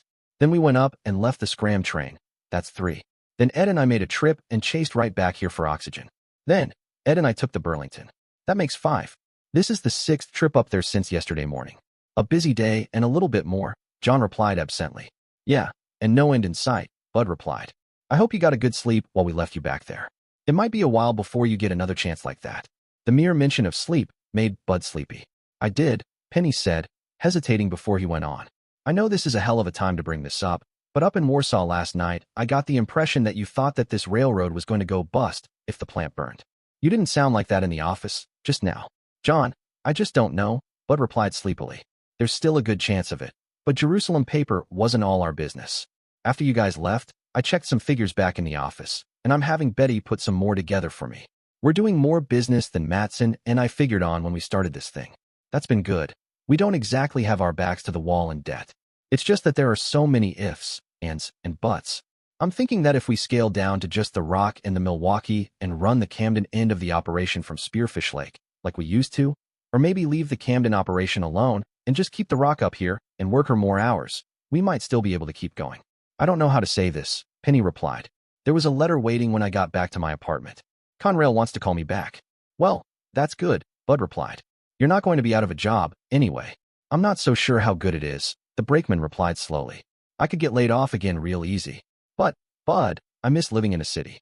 I'm not a country boy, like you guys. I've been kind of lost out here in the woods. But if there's anything I can do to help you keep this operation above water, I'd like to stay. This left Bud at a loss for words. All he could ask was, why? Damned if I know, Bud. I guess when you work for a big operation like that, it's just a job, and whether you do a good job or a bad job doesn't seem to make much difference. Here, you can see the effects of what you do. I kind of like that. The rock plowed ahead into the snow while Bud tried to digest this news. John, I'd love to have you stay, he said finally. But if I were you, I think I'd go back to Conrail. There may not be much of a future here. I don't have to know right away. I can put off a reply for a few days. Maybe by then, you'll have a better idea. John, I can't guarantee anything, Bud protested. I can afford to take the risk, the brakeman replied flatly. Look, even if this thing keeps going, I may not be able to guarantee anything, but I do know this. I won't have Adam or Randall or Henry forever. Before he left, this fall, Adam was making sounds like he wanted to stay in Florida, and both Randall and Henry are as old as the hills. Even if there's nothing right away, I could call you back when I need you. That would be fine, Bud. The thing is, this is the critical time for you. If my being here at all will make any difference, I'd just as soon be here. Bud shrugged. We'll know more when the fire is out, and we've had a chance to assess what happens next. In the meantime, why don't you run this thing for a while? Be glad to, the brakeman replied. Don't push your luck too far. If you have trouble, wake me up. In any case, wake me before we get out of the swamp. At the same time as Bud Ellsberg slept fitfully in the cab of the GP7 while Penny ran the engine, Fred Linder was also trying to grab a few minutes of sleep in the cab of a Spearfish Lake pumper. Linder had been going steadily since the fire broke out, the morning of the day before. This was the first chance he had to sleep in that time, for until he reorganized his defenses, there had been danger everywhere. Now, though there was still plenty of danger around, he had the strongest part of his forces at the most severe point of danger, and he was there, right on call. The fall back to the new positions had gone well. Complicated only by the fact that it had taken longer than Linder would have hoped, since many of the departments around the plant had gotten iced into position in their long struggle there. By now, everybody was in their new positions, and there was a lot less water being used, so much so that there was a small excess being pumped back into the water tower. The tired-out, short-handed Walsenburg department did a clean job of quenching the hopper car fire. If only it had been possible to do the same job a day before, it might have been possible to confine the fire to the now ignored Shed 4, but at least now it was a fairly simple job. 2.5-inch hoses managed to drive the heat from the hot coals in the corner of Yard 3. From there on in, it was easy to open the hatches of the first hopper car, which had sunk into the mud as the ties underneath had burnt out. It took a few minutes to fill the first bin from a 1-inch booster hose, but even before it was full, the smoke from within was much diminished. Sprague sent another 1-inch hose to the next bin. The whole operation moved like clockwork. As soon as it was cool enough to reach a car with a small hose, it was also cool enough to drag bigger hoses in to push the hot area farther back. By mid-afternoon, the hopper cars were no longer dangerous. An hour after that, the hard-working air gang at the fire hall found that they had filled every waiting air tank, and that no more empties had arrived from Blair or Kremling just yet. Over on the far side of the plant, Warsaw was only making a desultory effort to keep the flames under control. The paper plant that they had tried so hard to save was now almost fully engulfed in flame, and there was not much effort being made to keep the flame down. Indeed, there was little that one department could do. They kept a couple of hoses on the office building for protection, and were prepared to give that up to save the school if Blair called for help. Mostly, the Warsaw firefighters were too tired and in too much shock at the sight of their livelihoods going up in smoke to do anything too effective. How much town would there be left without the plant? There were only a handful of men on the department that didn't work at the plant, or who didn't live by it indirectly. Linder was downhearted, himself. If hadn't been his town, he would have been happy to turn the whole operation over to Harry Masterfield and go cry with his bitter, despondent men. His own job was burning with the plant, too. But his call to duty was too strong. He was incapable of letting someone else fight his fight for him. Nevertheless, Linder couldn't help but wonder how many of the Warsaw firemen would be willing to let their own homes burn in hopes of collecting enough insurance to get out of town to where there might the hope of another job. And the threat of homes burning wasn't idle, it was very real. Masterfield's men were hard at work at yet another spot fire along Winter Street when he returned from the meeting at the standby train. They managed to knock that one down, and two others that broke out in the time that it had taken Linder to supervise the pullback from the plant. Winter Street was the hot spot now. The fire in Yard 4 was getting hotter with every passing minute, burning wilder and wilder as more wood dried out and began to burn. The arrival of Lynchburg to bolster Spearfish Lake and Hoselton's sagging line only kept the defense in pace with the growing strength they faced. Linder toyed with putting Walsenburg right into line on Winter Street, but decided against it. As the fire grew hotter, more and more burning brands could be blown downwind to light somewhere behind the struggling departments. With the wind this strong, he needed someone in the backfield. All that had been before Linder had tried for a few minutes' sleep. He managed almost an hour before Masterfield woke him. "What's up, Harry?" he asked groggily. "One got through us. This is no spot fire. This one is fully engulfed. We had a spot fire in the attached garage on that blue place, and all of a sudden, the whole thing went foam. That set the house pretty well on fire, too. Hoselton's doing their best with it." Linder got out of the truck and went up the street to investigate. The fire turned out to be Skip Peterson's house, and Linder could pretty well guess what had caused the garage to burn so quickly. Peterson rebuilt engines on the side, and Linder knew that inside the garage, there was usually a tub full of gasoline with parts laying in it. It was no surprise that the fire had spread to the whole house. About all that they had to throw at the fire was the Hoselton pumper and a little attention from a Spearfish Lake pumper. There was no hope of saving the house. Poor old Skip. Here was why Linder had kept a reserve. Walsenburg really was needed for deep defense, but he pulled them forward, anyway, to try and help Hoselton deal with the fire in Peterson's house. For deep defense, he pulled his own department away from the plant, leaving Blair to defend the school and the plant office, with some help from Kremling. Despite all the efforts, the line was pierced.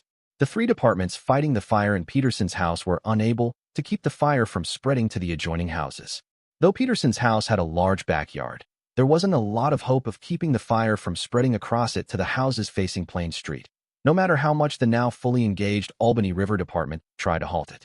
Within half an hour, Walsenburg gave up on Peterson's house and was losing a battle to save the house to the south. Hoselton pulled back to the north, and with Lynchburg, they were losing that house, too. Before very long, it was plain to all that all the houses facing Winter Street were gone. It was time to regroup again. There was no time for a big meeting now. This one could be lost too quickly. Linder got Sprague from Walsenburg and Masterfield from Spearfish Lake to the radio at the Spearfish Lake truck, while he prepared to radio the other chiefs dealing with the town fire. "Gonna have to pull back again, Cliff," he greeted the dour Walsenburg men. "Yeah," Sprague agreed. "Maybe we've got a chance on the next street. At least it won't be so close to that damn pulpwood. Let's get it over with," Linder said, and picked up the microphone. "All departments, this is Fred Linder," he radioed. "We're going to abandon the effort on Winter Street between 2nd and 3rd Streets. I want Hoselton and Walsenburg to take up first, with Lynchburg and Spearfish Lake covering. Hoselton will support Albany River on Plain Street to the north of Albany River, Walsenburg on the south. Once they're in place, Lynchburg falls back to 2nd Street and Spearfish Lake to 3rd to try and cover the flanks. All the departments fighting the residential fires can use mains, and everybody else will have to be on tankers, along with Warsaw over on Main Street. Let's try to hold this son of a bitch to one block. Any questions?" "Yeah, Fred. This is Vern Houghton. The train just got in, and they've got the Meeker department with them. I'll put them in place for you if you'll tell me where you want them."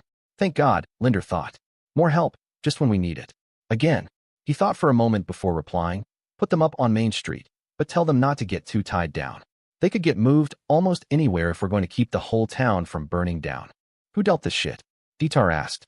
Snowplow Extra 3217 made it to Rochester without getting stuck. Schiller had the train parked just past the Main Street crossing. While the conductor went back to the poker game, Barton Slager set the brakes on the idling Geeps, then walked with the road foreman back to the way car. "What now, Steve?" he asked. "We wait," Schiller replied. "She won't be here with that water pump for a while, yet." Barton Slager shrugged. "Might as well play some poker, then." The cab of the derailed Alco lay tilted sideways to the left by perhaps 15 degrees, but this wasn't enough to hamper Brent Page. Once upon a time, he had taken a Red Cross first aid course through the railroad, and at the time it had seemed like a crashing bore. Now, the effort he had spent might prove to be of some use. Darla lay crumpled on her back, where she had been thrown as the Alco hit the ground. The brakeman checked her over quickly. Right off, he noticed that she was bleeding lightly from an abrasion on her head, and a quick look showed that her arm didn't look right. She was obviously in a lot of pain, but she was becoming more lucid. "It's all right, Darla," he said, knowing fully well that things were far from all right. "Where do you hurt?" "All over," she said. "Did it stall?" "Did what stall?" "We're all over, Darla. Head, arm, back, leg." "Is the engine running?" "No," he said, noticing only now that the engine had quit. "I hadn't noticed your leg." "Which leg?" "Drain it," she said quietly. "Drain what?" She wasn't making a lot of sense. Finally, it came to Paige that she had to be talking about the stupid engine. Dumb broad, he thought. "We've got plenty of time for the engine, Darla," he said. "Let's take care of you first. I want you to lay still. Don't move. I don't know what's wrong with your back, but I don't want to take any chances." He began to run her hands down her sides, and she squirmed to fight him. "Drain the engine," she said, more clearly now. "Get your hands off me." His voice was firm as he replied. "Look, I'm not trying to cop a feel. I want to see where else you hurt. I'll get to the engine in a little while." Her struggling stopped as he continued feeling down her side, but she screamed a moment later. Broken ribs, too. In a few moments more, he had some idea of what the damage was, and it was considerable. The bleeding from the head wound was minor and would soon cease, even if he did nothing. But she'd had to have hit something with her head. That, along with the monomania about the engine, or was that normal? And the poor reaction of her eyes to the light from his cigarette lighter indicated a possible concussion. She had back pains, cause unknown, and that could be serious, indeed. Also, a broken arm, a broken lower leg, broken ribs. There didn't seem to be any major external bleeding, for her snowmobile suit had protected her to some extent, but there could be any amount of bleeding from internal injuries. The girl was definitely in sad shape. There was but a limited amount that Paige could do for her under the circumstances. About all that he would be able to do would be to splint the fractures, try to immobilize her back somehow, and get her to a hospital. Right. How? His first thought was to try the radio.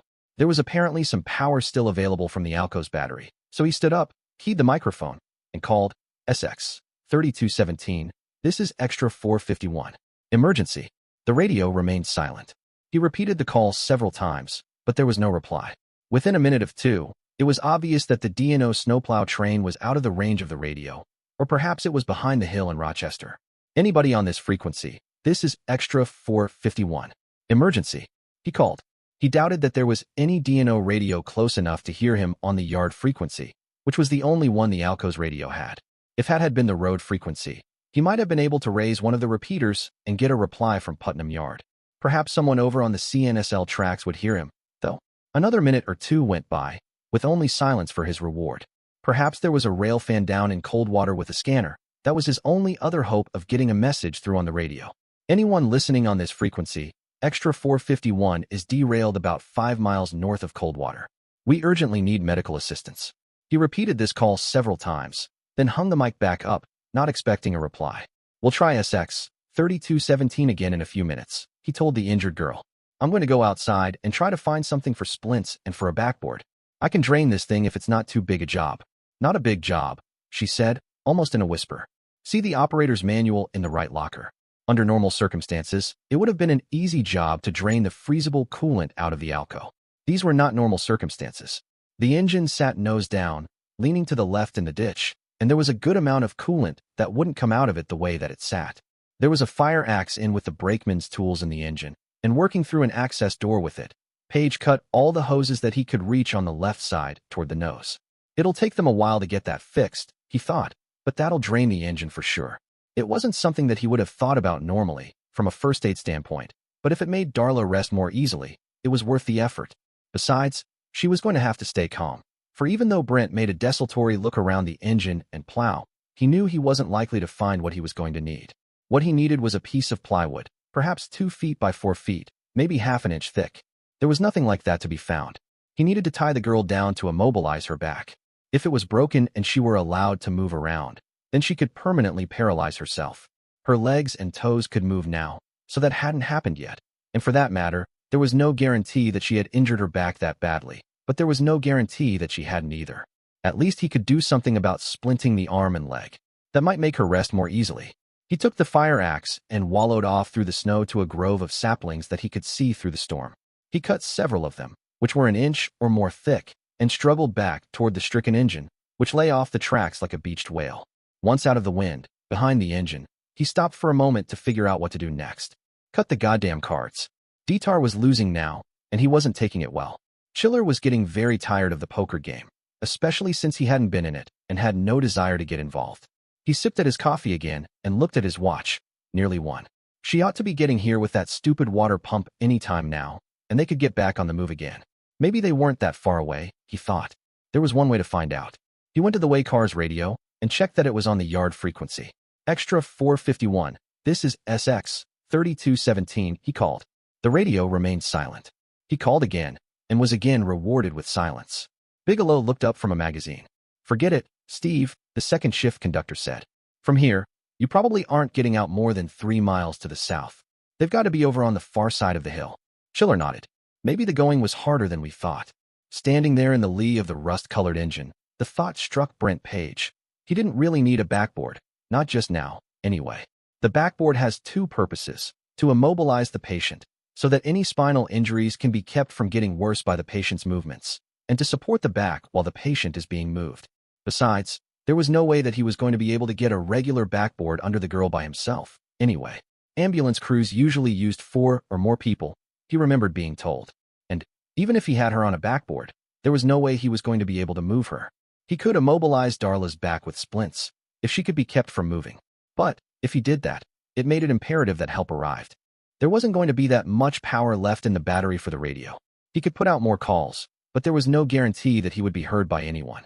Still, it might help, and as the battery grew colder, it wouldn't be putting out enough power to transmit much longer. There in the lee of the Alco, a hard decision was being made. If he splinted the girl so that her back was immobile, he should stay with her. But the only way to be sure that help would arrive would be to go for it. That would mean leaving a hurt, scared girl alone, unable to help herself in any way. Not a good idea under any circumstances, but it might prove to be the only thing that could be done. Perhaps someone had heard the desperate radio call he had made earlier. If so, help would be getting there shortly. Say an hour or so. It would take him that long to get the girl thoroughly splinted and prepared to be left. If help didn't get there soon, he'd have to walk out through the storm to get it. If he had that in mind, he didn't dare wait much beyond an hour, or daylight would be running out before he got to Coldwater. It was going to be hard enough to find his way down the tracks through the storm when there was light to see by. There was no hope at all of finding his way in the dark, without any light at all. Those thoughts made the decision for him. If that was the way it was going to be, that was the way it was going to have to be. He picked up the poles from the saplings he had cut earlier and returned to the cab. It was noticeably colder in the cab, and it was hardly warm down on the floor where Darla lay. She was getting uncomfortably chilly, but her first words were, "Did you get it drained?" "Pretty well," he said. "There were some hoses lower than the drains, with the way this thing is sitting, so I cut them." "Good," she said. He checked her pulse. It was a little slower. She might be in shock a little. But her face seemed a little red, and with the possibility of back injuries, he wasn't about to try to turn her around. He sat down on the floor next to her. "Darla, look. I think you know that there's a good chance that you've broken your back." "Yes," she said thinly. "I'm not saying you have, but I don't want to take the chance that you haven't. Understand?" "Yes." "All right. Now, what I'm going to have to do is to make sure that you can't move your back and injure it further. It's not going to be the most comfortable thing, but you probably will be in less pain than you're in now." "Good," she said. "The thing is, I'm going to have to fix it so you can't move at all, and you're going to have to work to keep from moving." "All right." In the limited space that he had in the slanted cab of the Alco, it took as long as he had expected to get the splints on her, and then some. What he really needed more than the splints themselves was cloth strips to tie them up with. He'd thrown his travel bag into the Alco's cab when they left Coldwater the morning before, and in the bag was a favorite pair of jeans. This would have to be the end of the road for them. A pocket knife converted them into the cloth strips he needed. He started by tying her legs together, to use one leg as a splint for the other. The same strategy worked for the lower arm she'd broken. The other arm would also serve as a splint, and would keep her from moving her arms, possibly the worst danger for a back injury. Then, he laid a pole along each side of her body, and tied it as firmly as he could to keep her from rolling or bending. He ran out of pants material early on, and a spare flannel shirt also went into the project. It wasn't a thing that he did all in one burst, for he wanted to go slowly. In the breaks that he took, he continued to try calling SX 3217 or anyone else on the radio until he was sure there wasn't enough power left in the battery to transmit. While he worked, Darla didn't say much. Finally, he unrolled the sleeping bag that she had brought along when there had still been thoughts of joining SX 3217 for the duration. As gently as he dared, he rolled her splinted body to one side to move the bag under her a bit, and threw it over her. "That's not very good," he said, "but that's the best that I dare do." "How do you feel?" "Lousy," she said. "How long do I have to stay like this?"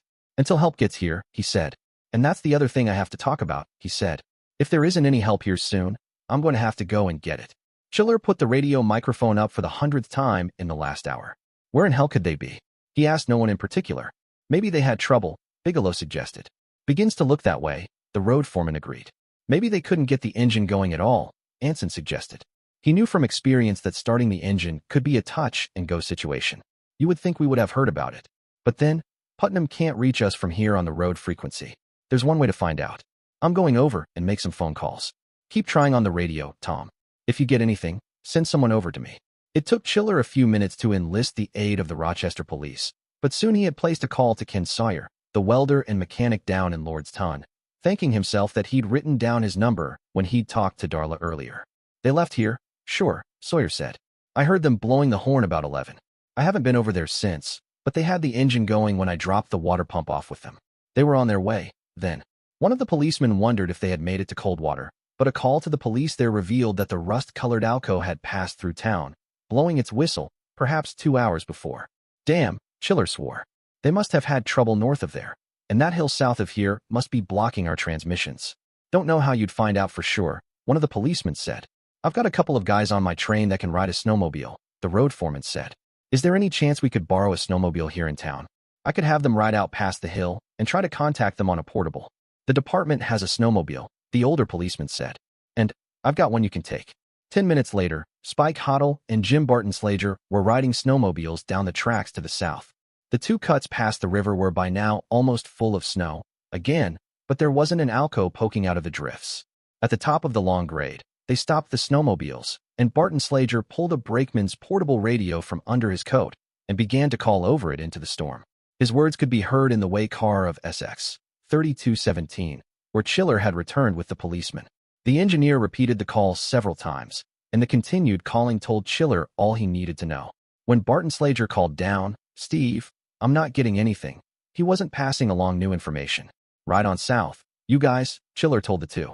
You'll be out of touch from here, but stop every couple miles and call them again. When you've burned off a third of your gas, turn around and come back here. Give us a call as soon as you get back in range. What do we do now? The younger policeman wondered. Same thing we've been doing, Chiller said. We wait. The policeman frowned. We could call down to Coldwater and have someone head north, but the gas those guys have got should take them to Coldwater, anyway. It's not that far. Barton Slater's call over the portable wasn't heard in the cab of the Alco. Probably, the battery was too weak by now with the cold and the strain that Paige had put on it. The afternoon was crawling on, and still Paige sat in the cab, putting off what was becoming increasingly inevitable. If he got on his way right now, there was still time left to make Coldwater in daylight. But that would mean leaving the injured Darla. Don't leave me alone like this, she pleaded in a weak voice. I don't know what else I can do, Darla, he responded, getting to his feet. I don't dare screw around here any longer, or it's going to be getting dark. I'll never get through after dark, and I don't think we dare wait all night. All right, she said. Just make sure you come back for me. Hat, gloves, parka. It would have to do. I'll be back as soon as I can, he told the girl, laying immobile on the floor of the engine. Try to sleep, if you can. Fat chance, she snorted. He struck out down the grade. The going wasn't too bad, since the plow had cleared the tracks pretty well earlier. Here and there, the shine of polished steel rail shone through the white of the drifting snow. There wasn't much else to see. In fact, it was hard to see thing. The white of the drifting snow in the air blended with the white of the snow that lay all over the countryside. Here and there, the cut that the plows had made earlier in the day lay almost full of snow, and if he hadn't had the traces of the cut to follow, he would have gotten lost in the storm for sure. As it was, the going was bad enough. The wind was more or less at his back, and it carried him along and kept his eyes from being filled with snow. Yet, the wind tore at his relatively thin clothes. Though he had on jeans and long johns, his legs were so cold that he could barely feel them. In the deepening snow, he wasn't really going very fast, but he plugged along as steadily as he could to the south. Once in a while, he could see a tree or a bush to one side or the other of the tracks, but if there were any houses alongside the tracks where help might be had, he never saw them. The nearest place that he could expect to find help was on the north edge of Coldwater, where a road crossed the tracks. He remembered a few houses sitting at the crossing, and someone there had to have a working telephone.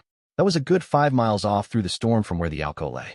What was it that Steve Chiller had said early that morning? Something about it not being safe to be out alone? This wasn't safe, but there was no other choice. The lone figure pressed on to the south. Several miles to the north of where Brent Page was walking, two other people were also moving southward through the storm. Spike Hoddle, and Jim Barton-Slager on the borrowed snowmobiles. Heading downwind, they found the going relatively easy, though they had a harder time finding their way than Paige. The tracks were more thoroughly snowed up, so they had to press along at considerably less than the wind speed, and the snow kicked up by the snow machines made the visibility that much worse. This was the comfortable part of the trip. Both of them knew very well that after they turned around, the trip back to the north wasn't going to be any fun at all. They sped southward, stopping every few minutes to call over the portable radio. Considering the visibility and the continued stops, they couldn't go very fast. Nearly an hour after they had talked to Chiller on the radio, they'd gone about as far as they had dared to go, and a bit farther. Barton-Slager, in the lead, came to a stop for another radio call. "I've been using mine right along," he told his companion. "Why don't you give yours a try?" Hoddle responded by pulling out the other portable radio that SX 3217 had carried, and tried yet another call for the missing Alco. Again, there was no reply. "What do you think, Jim?" he asked. "We could probably squeeze out another couple miles before we have to turn around." "Might be," Barton-Slager replied. "But we're going to burn gas like mad heading back north." "How far do you think we've come?" Hoddle asked. "We've got to be past the point where we hit the ties this morning, I'd guess," the engineer replied. "I guess so too. What do you think about heading on south to Coldwater, getting gas there, and then heading back?" "We ought to," Barton-Slager said. "But that's going to be a bad enough damn trip as it is from here, without adding more. If we're going to be gone that long, Chiller is going to start getting worried about us, too. Six will get you too that he's already called down and got someone heading north out of Coldwater." "The hell with it," Hoddle said. "I don't like it at all. We really ought to go on to Coldwater, just to make sure. They couldn't have vanished into thin air. They've got to be down here somewhere." "I guess you're right. But hell, it's only another 5 or 6 miles. That'll add at least another hour, maybe 2, to our getting back. Chiller will have search parties out for us by then." "All right," Hoddle replied grudgingly. "If we're going to give up, let's at least get the hell back there." Brent Page wasn't walking well. The cold and the deep snow were beginning to get to him. He stumbled on the storm, south toward Coldwater. For some of the distance, the walking was easy, for drifts hadn't completely plugged the track. Here, he could walk along over the ties with relative ease. But then, a drift would have walked over the tracks, sometimes to a depth of 3 feet or more, and then it was a slow scramble, gaining only a few feet per minute as he tried to wade through the snow. He wondered how far he had gone. There was no easy way to tell. He felt that he was moving along as well as could be expected, but an hour out, there was no way of telling whether he had come 1 mile, or 2, or 3. He moved along steadily, for he was in no mood for taking breaks. The thought of the injured girl laying helpless and alone in the cab of the Alco had made a deep impression on him. Paige had made an impression on Darla, too. He had warned her to try and lay as still as she could, and she tried hard. There was nothing she could do but lay there, staring at the roof of the cab. The splinting of her broken arm and leg had eased the pain shooting through her body, but only by a little, for her ribs and her back hurt more than her arm and leg, if anything. But the loneliness and helplessness that she felt after Paige left brought even more pain. Since she was utterly unable to do anything for herself, she was totally dependent on the brakeman for her very life. She knew very well the risk that he was taking, both in leaving her alone and in trying to get through the storm by himself. She knew in her head that there was nothing else that could be done, but in her heart, she cried out against being left alone. There wasn't much going on, and time dragged by endlessly. About all there was to see was the roof of the 451, and about all there was to hear was the howling of the wind as it rattled snow up against the side of the engine. How much longer could it be?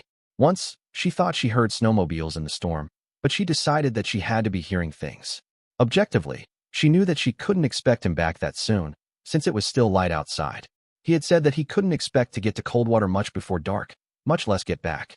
Hoddle and Barton-Slager were several miles to the north, on their way back to SX 3217. Hoddle was still burning over the decision to turn around, but they were committed to it by now. They had burned off too much gas to do anything but go back to Rochester. They were heading into the wind, and the going was a lot harder than it had been earlier. Hoddle thought that Barton-Slager might have had a point about the difficulty of getting back, for it was a hard ride and slow going, with the wind sweeping snow around the windshields of the snowmobiles and plastering it all over the 2 railroad men. They didn't stop for rests, for they were anxious to get back and get it over with. Riding into the storm, there wasn't much to see. For the first section, Hoddle could follow the other snow machine and try to follow its tracks, but it was a lot harder for Barton-Slager. For the first few miles, he had the tracks of their outbound passage to follow, and that made the going easier, but as they pressed on farther to the north, the wind and the drifting snow pretty well wiped those tracks out. He had difficulty keeping his snowmobile between the sides of the trench that had been cut by the rotary when it could be seen at all. The white of the blowing snow in the gray sky merged with the white of the snow all over everything, and there were but few dark landmarks to tell which way was up. Polar explorers call the condition a whiteout, but Barton Slager didn't know that. What he did know was that he was having a hell of a time and getting a headache to match. Hoddle came forward to relieve the engineer on point, and he didn't do much better. Still, they slowly gained ground to the north, and only the few places where the tracks were still bare told them that they were still following the railroad and not wandering off into nowhere. They passed through, or rather, over, a particularly vicious cut, where the blowing wind threw swirling snow with such force that they could scarcely see the fronts of their snow machines. Eventually, that died down a bit as they got past it, and Hoddle braked his machine to a stop to brush off some of the snow. Barton Slager stopped next to him and asked, "Got any idea where we are?" "Might be at that big cut at the top of the hill outside Rochester," the mechanic replied. "One way to find out." He pulled the portable radio from under his parka and turned it on.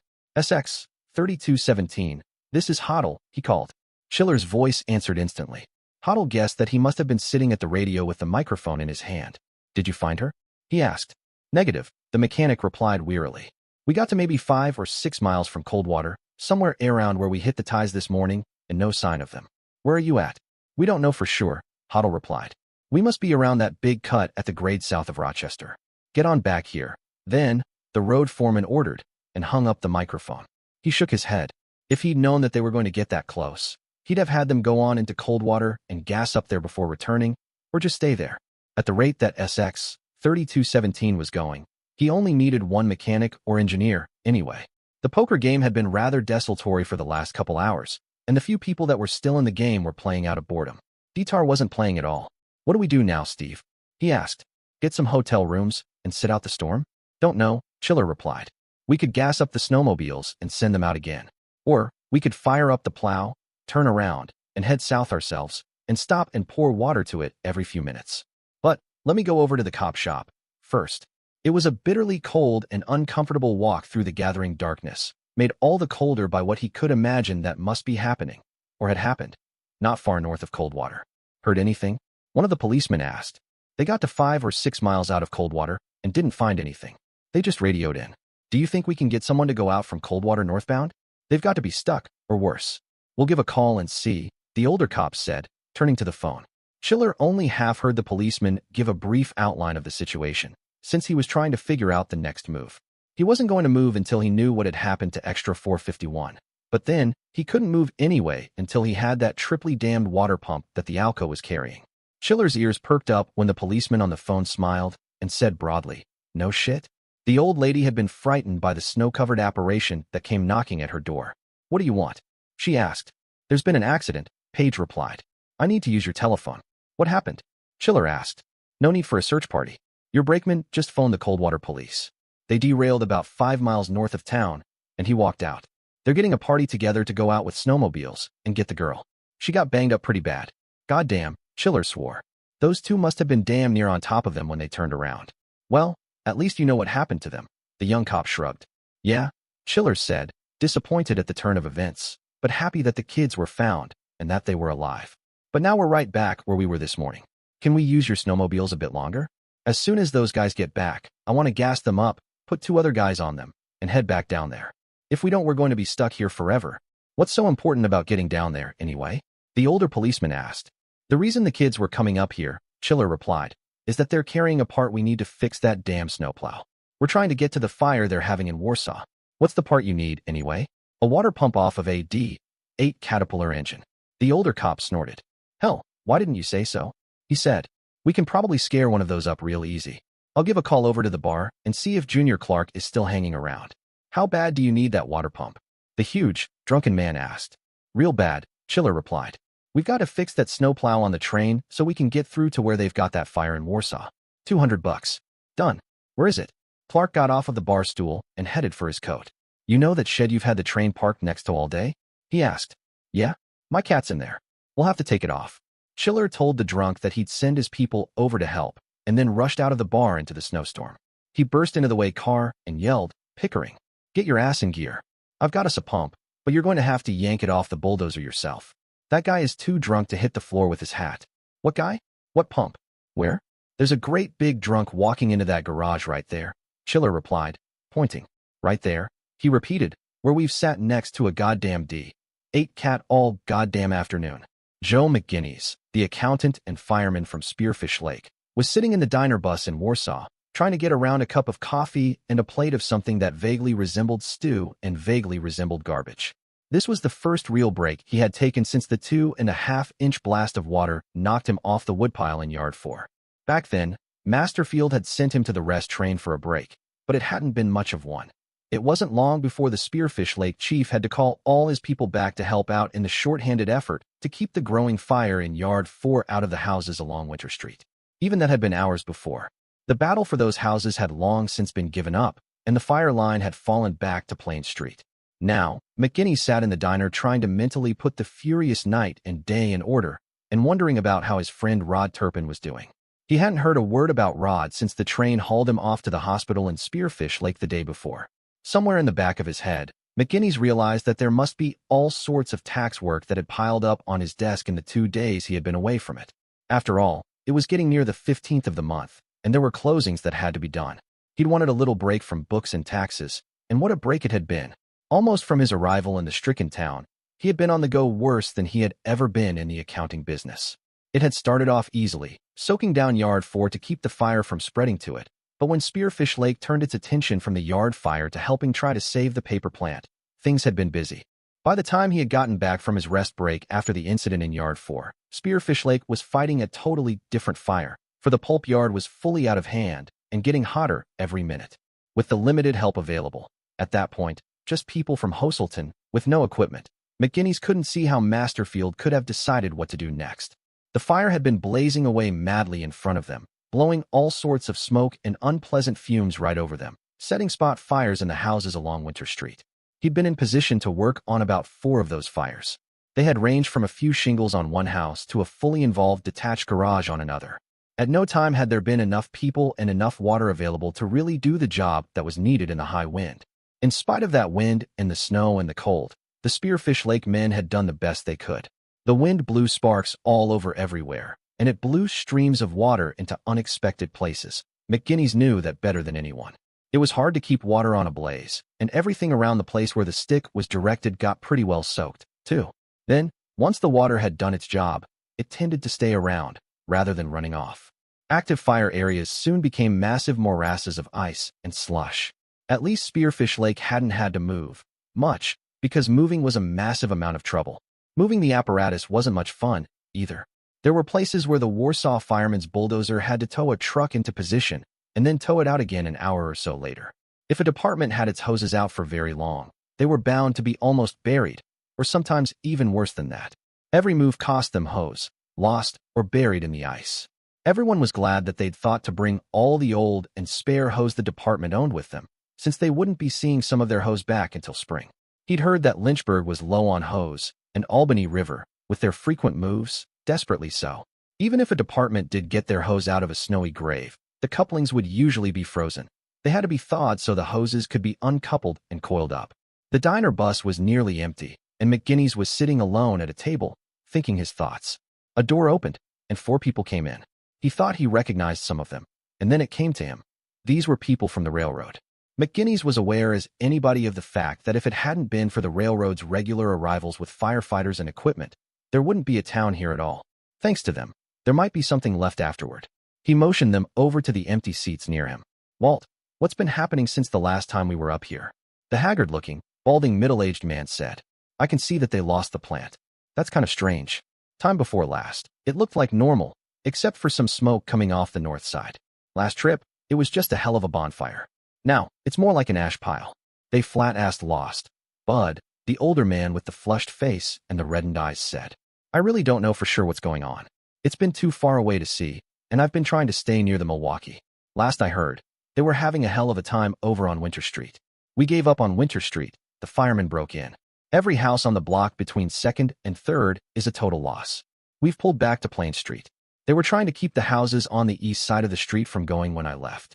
Bud turned to the firefighter. I know you, but I'm too tired to think right now. Joe McGinnis from Spearfish Lake.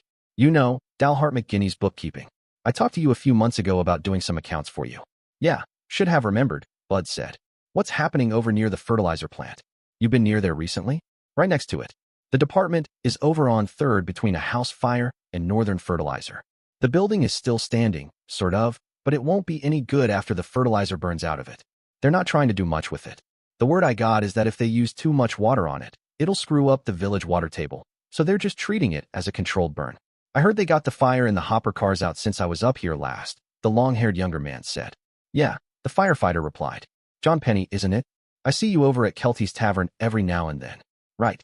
I was over by them, Bud, Frank Matson put in. McGinnis wondered what the banker was doing here with the railroad people. You were right. The ties had burned out completely under a couple of those cars. They had to be stuck to the axles. It's not surprising that you couldn't move them. They had to have been stuck, Ellsberg said. The 2 Geeps should have been able to skid those 4 cars out of there, brakes or no brakes, loaded or not loaded. Walt commented, I see you didn't bring the Burlington. You didn't hear about that piece of shit? It crapped out on us east of the 919 crossing. John here had to come out with the rock and tow us in. As far as I'm concerned, that's it. We're going to lose traffic because of this fire, so we were going to have to get rid of an engine, anyway. It makes it real simple to figure out which engine. How's the Milwaukee doing? No better, no worse, Walt replied. Frank and I ran out about 5 miles light to try and knock down some of the drifts for you. After that, we felt like we were kind of pushing our luck. So what's the next step? Nothing's the next step, Bud said. There aren't any fire departments waiting in Spearfish Lake to come up here, and I'm beat. We came up with the plow pointing west, and we're going to sit right here with you in case you need help, unless there's a load of departments accumulated to come up, or there's an ambulance run that can't wait. If there's a need for another run soon, Walt said, why don't you let me make it for once? You look like the jolly green giant stepped on your head. Bud shook his head. I still think you can get more out of the Milwaukee than I can, if we have to use it. But, for the next couple hours anyway, I'm so beat that I'm willing to take the risk. Tell you what, Walt said. I scrounged up a cot and stuck it in the cab of the Milwaukee. It's a hell of a lot better sleeping in there than it is in those bunk buses. There's people coming and going all the time, and you don't get much sleep. It sounded irresistible to Bud. As soon as we get done with our coffee here, let's go out and get those heaters onto the Rocks trucks. It does seem to help. Maybe a few hours will get rid of the rest of whatever's causing the shorting. How is it running? Only fair, Bud admitted. John got a good start at drying it out, but we had to have him break off to come out and get us. It really wasn't up to par on the way up here. I figure we've got to keep heat on her whenever we can, just to try and stay even. You in good shape, John? The banker asked. Yeah, I flaked out at Spearfish Lake for a while. Matson nodded. If Walt has to make a run down there, why don't you figure on going down there with him, instead of me? I wouldn't mind getting some sleep myself. After being up all night, I spent the day with Brent Marshall. He's taking losing the plant real hard. Aren't we all? Bud interjected, shaking his head. Aren't we all? He's fought and lost, Matson said. The rest of us are still fighting. I'll tell you this much, though. I doubt that the bank is going to be very much help to the Camden and Spearfish Lake for a while. I'm pretty scared that we're going to drop a bundle up here before it's all over with. What with jobs being burned out, and people just saying to hell with mortgages to get the hell out of town. I'm scared that we're going to be eating a lot of it. That's something to be scared about, Bud agreed. I guess it makes the railroad seem like small potatoes. This fire is hard, Matson said, appending his coffee cup. But the aftermath is going to be just as bad, if not worse. With that cheerful thought in mind, Bud replied sarcastically, I'm going to say the hell with it and crap out for a while. How long have you been going? Walt asked. Since early yesterday morning. I've got maybe 2 hours sleep in that time, total. Most of it was when John and Ed were towing the Burlington into Spearfish Lake. There's people up here that are getting along on less, Walt said absently. McGinnis agreed as he rose to leave. Yeah, some of those guys from Warsaw are really zombies. They've been going that long without a break, and Walsenburg and us aren't very far behind. They've tried to rotate people out for rest breaks, but it seems like every time they do, a fire breaks out somewhere else. I've been away long enough myself. I'll see you guys around. Anybody hear what the weather's going to do? Bud asked. More of the same, Walt said. At least through tomorrow morning. Bud shook his head again. That means more than that. If those lying scumsuckers run true to form. How much snow have we had, anyway? A hell of a lot, the bookkeeper said, pulling on his turnout coat. I heard 3 feet down in Camden, Walt said. That's a hell of a bunch for down there. The town is all plugged up. We've sure as hell got more than that here, Bud replied. A lot more. McGinnis headed out the door and walked back past the nearly burnt-out plant to where the Spearfish Lake Department was doggedly trying to keep the end house on Plain Street from burning. It was an uncomfortable position for the department, since it was backed up against the burning fertilizer plant, which was giving off immense clouds of evil-smelling toxic fertilizer smoke. Normally, the wind kept the smoke from them, but still men fought the fire with gas masks close at hand. Masterfield was getting as worn out as anyone else. He was sitting in the open door of a truck, half asleep, when he noticed McGinnis approaching. "Back so soon, Joe?" he asked. "I've had more rest than some people." "Yeah, when you were knocked on your ass yesterday." "Well, I guess if you want to stay at it, I shouldn't stop you." "What's been happening here?" McGinnis asked. "We've been able to hold on so far, but a few minutes ago Albany River had a big spot fire that got out of hand." Linder pulled Hoselton down to help them, and then pulled Lynchburg down to cover Hoselton. "It's looking like we're going to fight this one out here for a while. What do you need me to do?" Masterfield shrugged. "Why don't you take over one of the booster lines on the city pumper?" The 1-inch line job proved to be dull, but necessary. McGinnis found himself spraying water over a house on the east side of Plain Street, trying to give it a spark-proof outer coating of ice that might protect it from flying embers. Most of the rest of the department was still trying to knock down the fire in a house on Winter Street, working between the houses on Plains. For the bookkeeper, it wasn't so much that the job was dull, but that it had to be done in the middle of an icy mist from the hoses upwind. The mist settled everywhere, creating ice instantly on everything it landed on. McGinnis' footing was treacherous, especially fighting off the snaking of the hose. The ice got all over everything. In a few minutes, he was caked with it. In the last day and a half, they had become used to it and hardly noticed.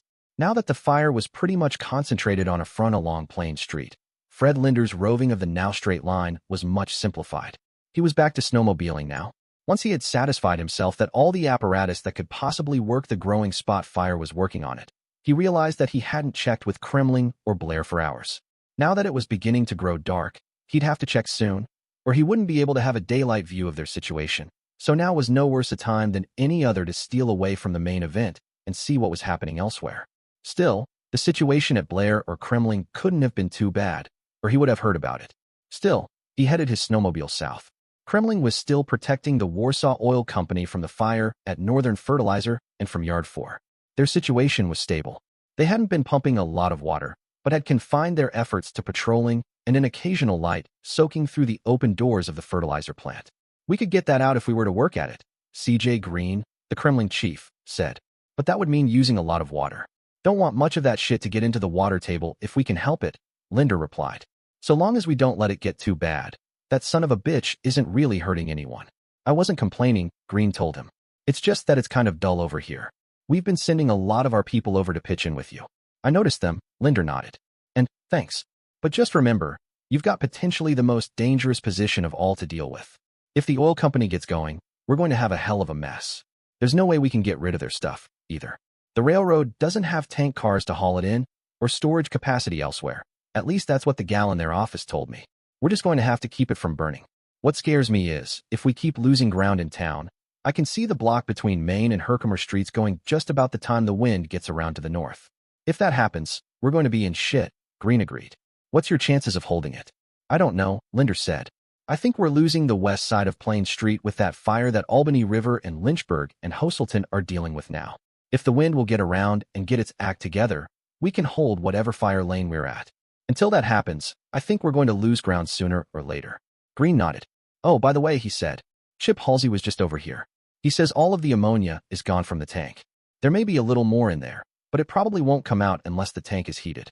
He's closed the valves for now, but he says that he'll check later and pop them for a while if any pressure builds up." "Well, that's something," Linder said.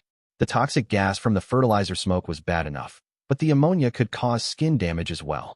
Luck had it that there had not been any department that had to work downwind of the tank, and that had dissipated a lot by the time the plume from the tank head reached the railroad tracks. Now, with the wind out of the northeast, there wasn't much besides the railroad tracks and the school that would be in the toxic smoke. There were some houses between Warsaw and the river, but Linder had seen to them being evacuated hours before. Beyond the river was a state forest. The next habitation was a good many miles downwind. "I'll pass that on to Blair," Linder told the Kremling chief. He got on his snowmobile and rode down through the cloud of toxic smoke to the school, wearing his gas mask. Things seemed positively dull at the school, and Vern Houghton, the Blair chief, agreed. "I think we can pick up here for the time being," he said. "The fire at the main plant is pretty well out, and it's been a couple hours since anything serious has come this way. My crew is pretty well rested. What I'm thinking is that we'd leave our grass truck here, just in case. That would give you our main apparatus to do something with." "We can use you," Linder replied. "I'd like to put you in line on Plain Street. but we're using all the water off the mains that we dare, and there's not a lot of room to get tankers in there. At least we've got some water in the tower again for a real emergency. Warsaw and Meeker have been dealing with spot fires on the south part of Main Street, and there's been stuff trying to get past them. I guess what I'll have you do is go over to the corner of Herkimer and 3rd. Put a pumper up each street and run lines out as far as you dare. Keep up protection patrols. You'll be right next to the oil company there, so if Kremlin has any trouble, you'll support them. If we fall back that far, you'll be in the center of things. We stay on tankers, right? Right, Linda replied. If the main fire lane gets to you, then you go on mains. Hope it doesn't get that far, Houghton said. That'd put us right between the fire and the oil company. You and me both. Linder fired up his snowmobile and headed back to the fire on Plain Street. In the next hour or so, the outbreak of fire on the west side of Plain Street spread.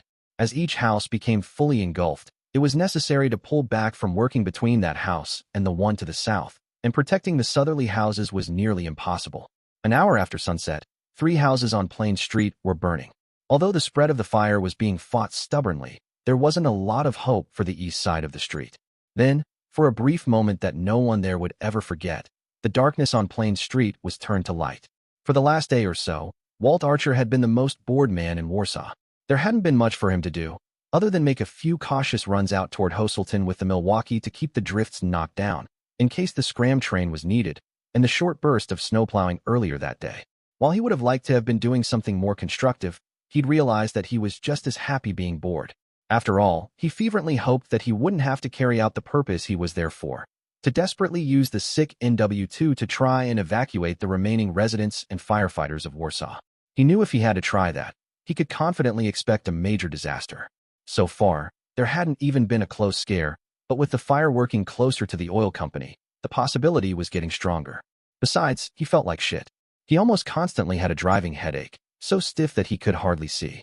He could hardly breathe, and was hacking and coughing all the time. Most of his time in Warsaw, he had either been asleep or busy with something that had to be done. He hadn't seen much of the fire, but didn't intend to get very far away from the Milwaukee. Bud had been asleep for a couple of hours when an emergency medical technician rushed into the dining bus, where Walt was drinking coffee and trying to hold his head up. "There you are," he said. "What's the chances of getting an ambulance run off to Spearfish Lake?" "Pretty good," Walt replied. "Take us about half an hour to get ready to go, though." "What's the problem?" "Propane tank exploded at a house up on Plains," the man replied. "We've got 3 guys burned pretty bad." "Get him in the way, car," Walt said, getting up, with the prospect of constructive action overcoming him for a moment. As he headed for the rock, sitting well beyond the Milwaukee, he realized just how bad he felt. His joints were aching so bad he could hardly walk, and the couple of hours he had been awake had been more than enough. Could he stay awake the 4 or 5 hours it would take to get to Spearfish Lake and back? Well, he thought. Bud's had a couple hours of sleep. I guess I had better ask if he wants to make this run. It was hard to wake up Bud, but once awake, he agreed that he'd better take the run. The 4 railroad men turned to getting the heaters off the rock and getting it buttoned up for another trip. If there had been any hope left for the east side of Plain Street, the explosion of the propane tank doomed it. It almost doomed the west side of the street, as well, for the explosion had blown burning boards and other wreckage clear across the street. Only quick work by Lynchburg, supported by hoses run through houses and stores from Main Street, had saved any chance. It was a miracle that more people hadn't been hurt when the tank blew up.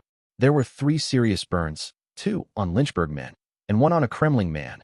But there were 7 other people for the ambulance train to take that had burns of varying degrees that were too much to deal with in Warsaw.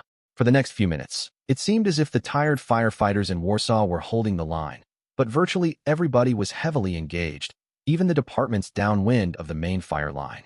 It was generally agreed afterward that the most desperate firefighting of all was in the hour or 2 after the propane tank exploded on Plain Street. Blair, for example, while downwind of the main fire line, fought a roaring garage fire that was made worse by the presence of a couple drums of snowmobile gas. The department had to fight the fire without water from the mains, depending on tankers bringing water from the pumping station at the river. They had no help, except for a hose line run from a distant Kremlin truck. What made this fire doubly worse was that it was right across the street from the oil company. If this one had gotten away from Blair, there wouldn't have been much of a town left. In the end, the garage was a total loss, but Blair was victorious. The oil company stood unharmed. Yet, that was one of but several desperate struggles that evening, made more desperate by the fact that everyone was tired, and several departments had men that had been hauled off irretrievably to the Spearfish Lake Hospital. Things did not go as well on the main fire line. While the railroad men were still getting ready for their ambulance run, and the way car was being loaded, Linder got a report that there was a major fire on the east side of Plain Street. He roared over to the scene on his snowmobile to find Lynchburg and Hoselton again fighting fire in the house they thought was under control. Must have not got it all, Bork reported, and nobody checked the place for a while. Then, when we noticed smoke coming out of it, we found the interior fully developed. Too bad nobody checked, Linder said glumly. If the east side of the street was any indication, with the wind more northerly, the west side of the street was in trouble. I'll have Warsaw run some hoses through the buildings again to help. We've got to stop this thing here, and everybody else is fully engaged. Linder gave the necessary orders over his radio. As soon as he had finished speaking, another call followed. We need an ambulance at Spearfish Lake, Masterfield's voice said. We've got a man hurt bad. The Warsaw chief picked up his radio and ordered any unit at the standby train. If the ambulance train hasn't left yet, tell them to stay here until we see how bad this is. If they've left, have the standby train engineer hold them up. As he was speaking, Linder boarded his snowmobile and began to race the length of Plain Street. Spearfish Lake had been fighting the fire in the corner house on the east side of the Plain Street. It had taken longer for this house to get going, but once alight it burned as fiercely as had the other houses on that side of the street had just a little while earlier. Joe McGinnis had been in the thick of the firefighting. The icy structure that he had built over the big brick house with the 1-inch booster had managed to hold off flying sparks and embers from the Winter Street houses, but even the brick structure hadn't been able to stop the fire from spreading from the house to the north. McGinnis had been on and off the booster line for a couple hours, alternatively running the hose and warming himself in the nearby rescue van. He'd just taken over the hose again and was perhaps a little closer to the fire than he should have been when a floor collapsed inside the house. As it came crashing to the ground, the shock shook the structure, and the south wall of the old 2-story house collapsed. McGinnis was outside the danger zone of the falling wall, but somehow it didn't fall right. Something caused it to break up and scatter as it fell, with loose bricks flying through the air and falling all over the place. The 1-inch hose lashed as the accountant was felled by a shotgun blast of flying bricks. The rock was idling nicely, and the train was set to go, when a fireman ran up to the waiting engine. They want you to hold up, he said. They've got another bad injury. What happened this time? Bud asked. A wall fell on a guy from Spearfish Lake, the fireman said. He's hurt bad. We can wait, Bud said, and turned to Walt, standing beside him, and said, Look, I don't know if we'll be right back or not. A lot is going to depend on how the trucks on this thing hold out, and whether Betty's heard anything about Randall. I wouldn't be a damn bit surprised to find out that he's permanently stuck down by Thunder Lake somewhere. Don't be so sure, Walt said. With Randall, you never know. A few minutes later, Masterfield came up to the cab. Sorry to hold you up, he said, but Joe's in bad shape. Head injuries, crushed ribs, possible spinal damage, and a broken hip. Ouch, Bud said. Joe McGinnis. You know, the accountant. Shit, Bud commented. We were sitting here talking with him a couple hours ago. Get him loaded, and we'll get this thing rolling. They're working on it, Masterfield said, turning to leave. I've got to get back. What's happening now? Bud wondered. We're losing ground again, this time on the west side of Plains. We're getting too damn close to the oil company for comfort. Once again, Plow Extra 1 headed westward for Spearfish Lake. Things had changed a bit since the last trip, only a few hours before. The wind had gotten around to the north a little further, so the first leg down the tracks from Warsaw hadn't drifted up much. This was just as well, for this was the section where fertilizer smoke was still being blown down the tracks. Once the tracks bent to the west, Plow Extra 1 was out of the danger from the smoke, but new dangers came from the wind. It was now nearly dead across the tracks, and Bud was glad that he didn't have to try to make it down to Spearfish Lake on just the rock's apron.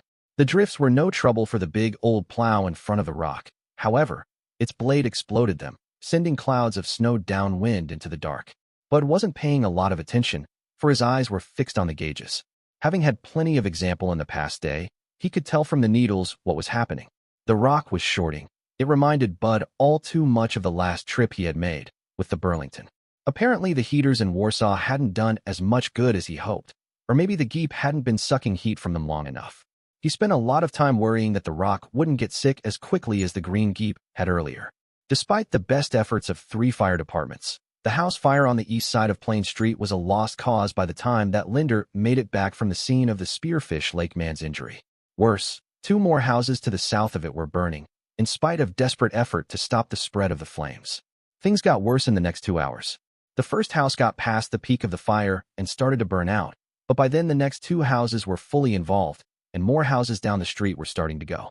Only the house at the corner of 3rd and Plains was still untouched, and it was clearly only a matter of time before it would join its neighbors.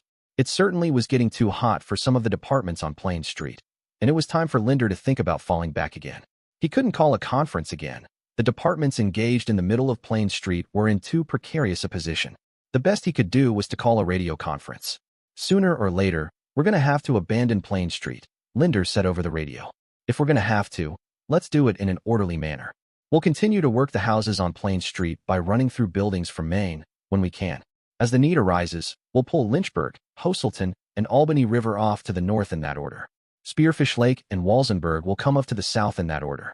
Warsaw, Meeker, Blair, and Kremling will hold their positions.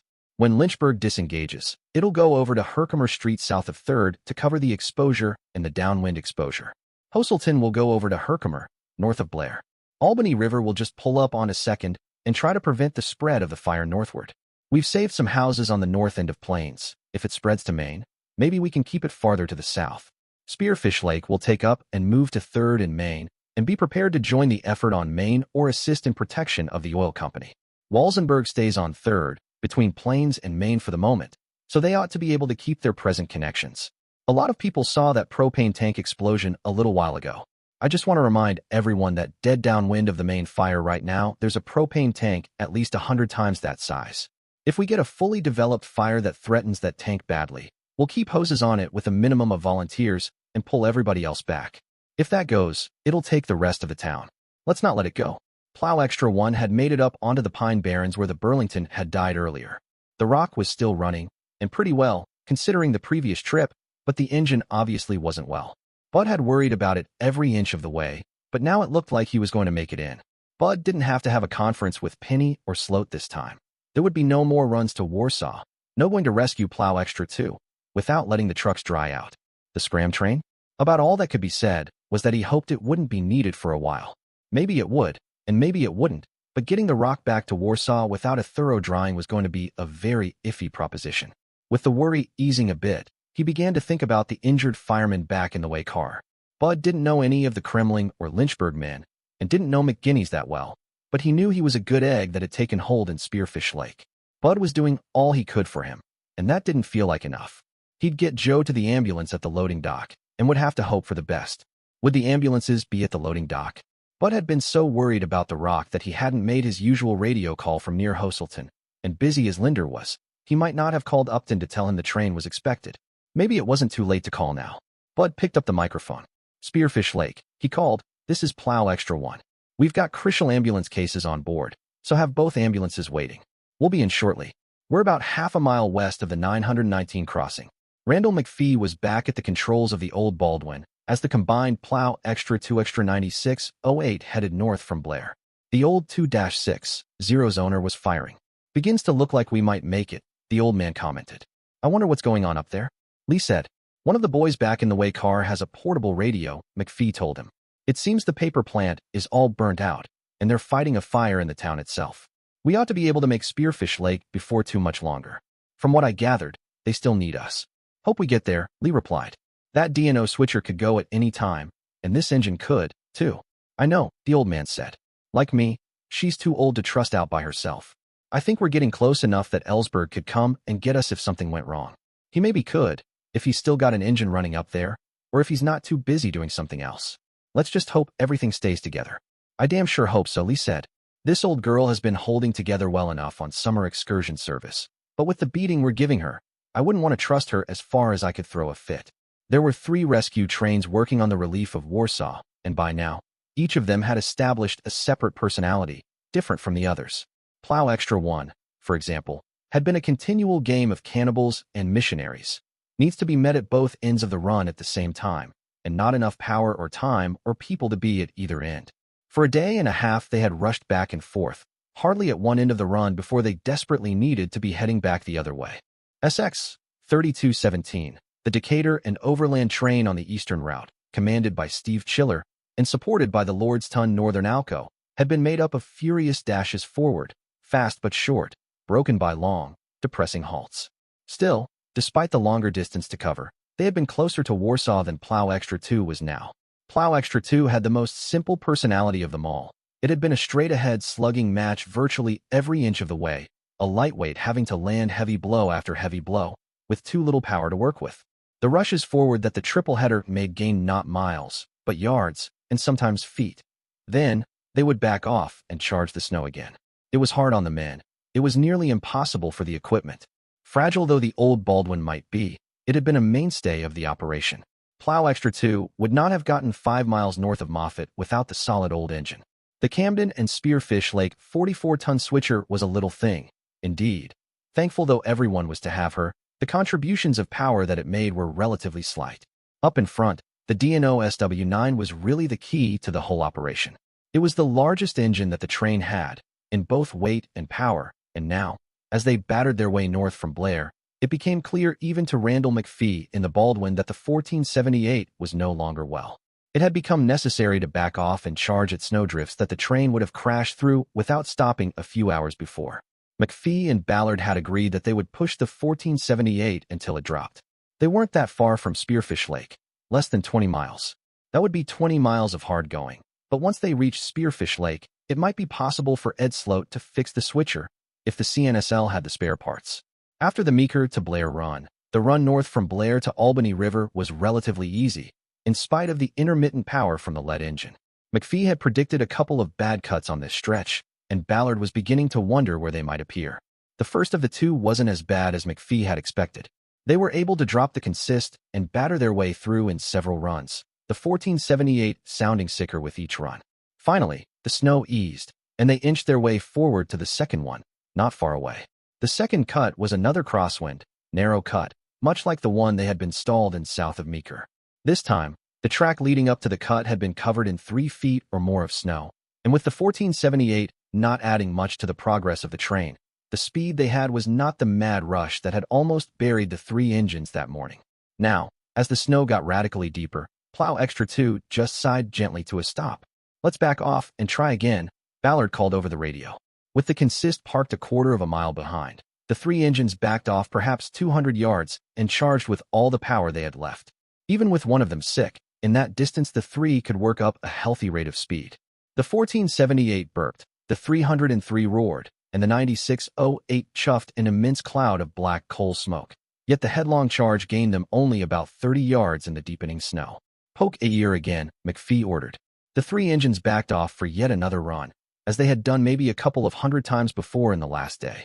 While they were backing, Ballard called over the radio. "Randall, that stuff is getting deep. We almost buried the plow in it that time. Don't know what else we can do." Again, the engines belched and burped and snorted as they charged the drift. This time, they gained less, maybe 20 yards, with at least a couple hundred more to go. "Back her down," McPhee ordered again. This time the order was greeted as it had been several times before on this trip, by the panting of the 9608 as she spun her drivers, to the tune of blaring wheel slip alarms from the diesels. Each engineer idled his engine, and Ballard called on the radio. "They're going to love us back there. I just wish we'd brought the front loader." "Yep, it's shovel time again," McPhee agreed. "I reckon no problem getting loose back here. I'll go back and get him." After the storm was over, the passengers on Plow Extra 2 would swear up and down that they had dug the train out for the entire distance. In fact, this was the first time that the snow shovels had been out of the boxcar in 10 hours and something like 25 miles. The digging may have been worse this time, since everybody had been traveling, however slowly, for most of a day, and they were getting rather tired of it.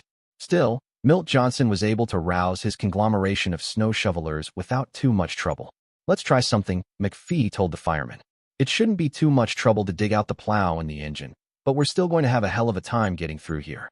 Once you get the engines loose, send your people down the track and have them dig down in that drift a bit. Maybe if we can dig it down to the height of the plow, we can push through it without burying the plow again." The 1478 and the plow didn't take long to dig out, as McPhee had predicted, but digging a trench perhaps 10 feet wide, 4 feet deep, and a couple of 100 yards long took some time. Lee busied himself for a while servicing the old steamer, for she required care and feeding whenever she was stopped. McPhee and Stevens pitched in, more to help kill the time than to do anything else. By now the old engine was carrying a heavy coating of ice and encrusted snow. All the engines were, but somehow it seemed more cruel to the old showpiece.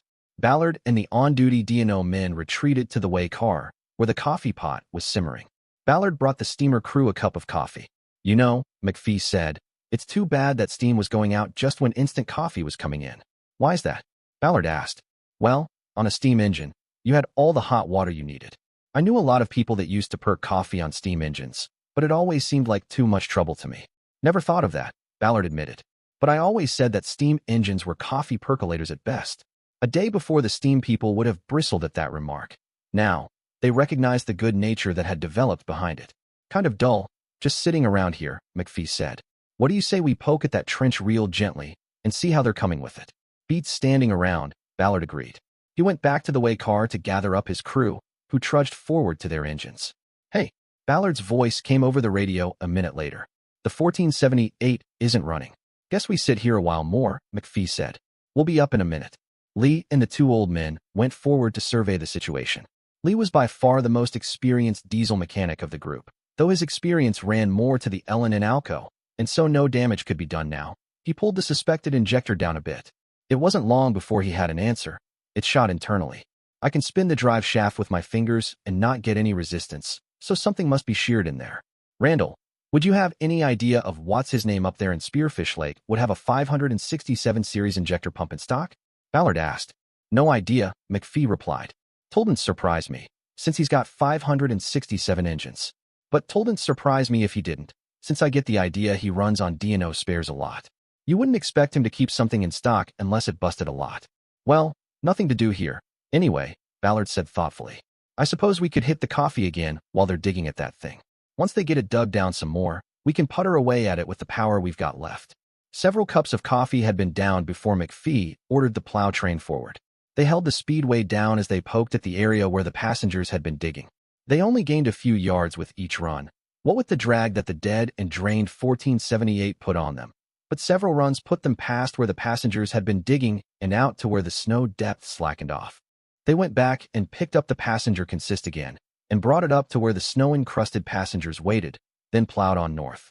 It was another 5 miles to Albany River, and without the help of the 1478, they were slow miles indeed. Really underpowered now, Plow Extra 2 had no thought of plowing with the consist attached. They had to clear the track a ways ahead with the plow, go back to pull the cars ahead a mile or so, then start all over again.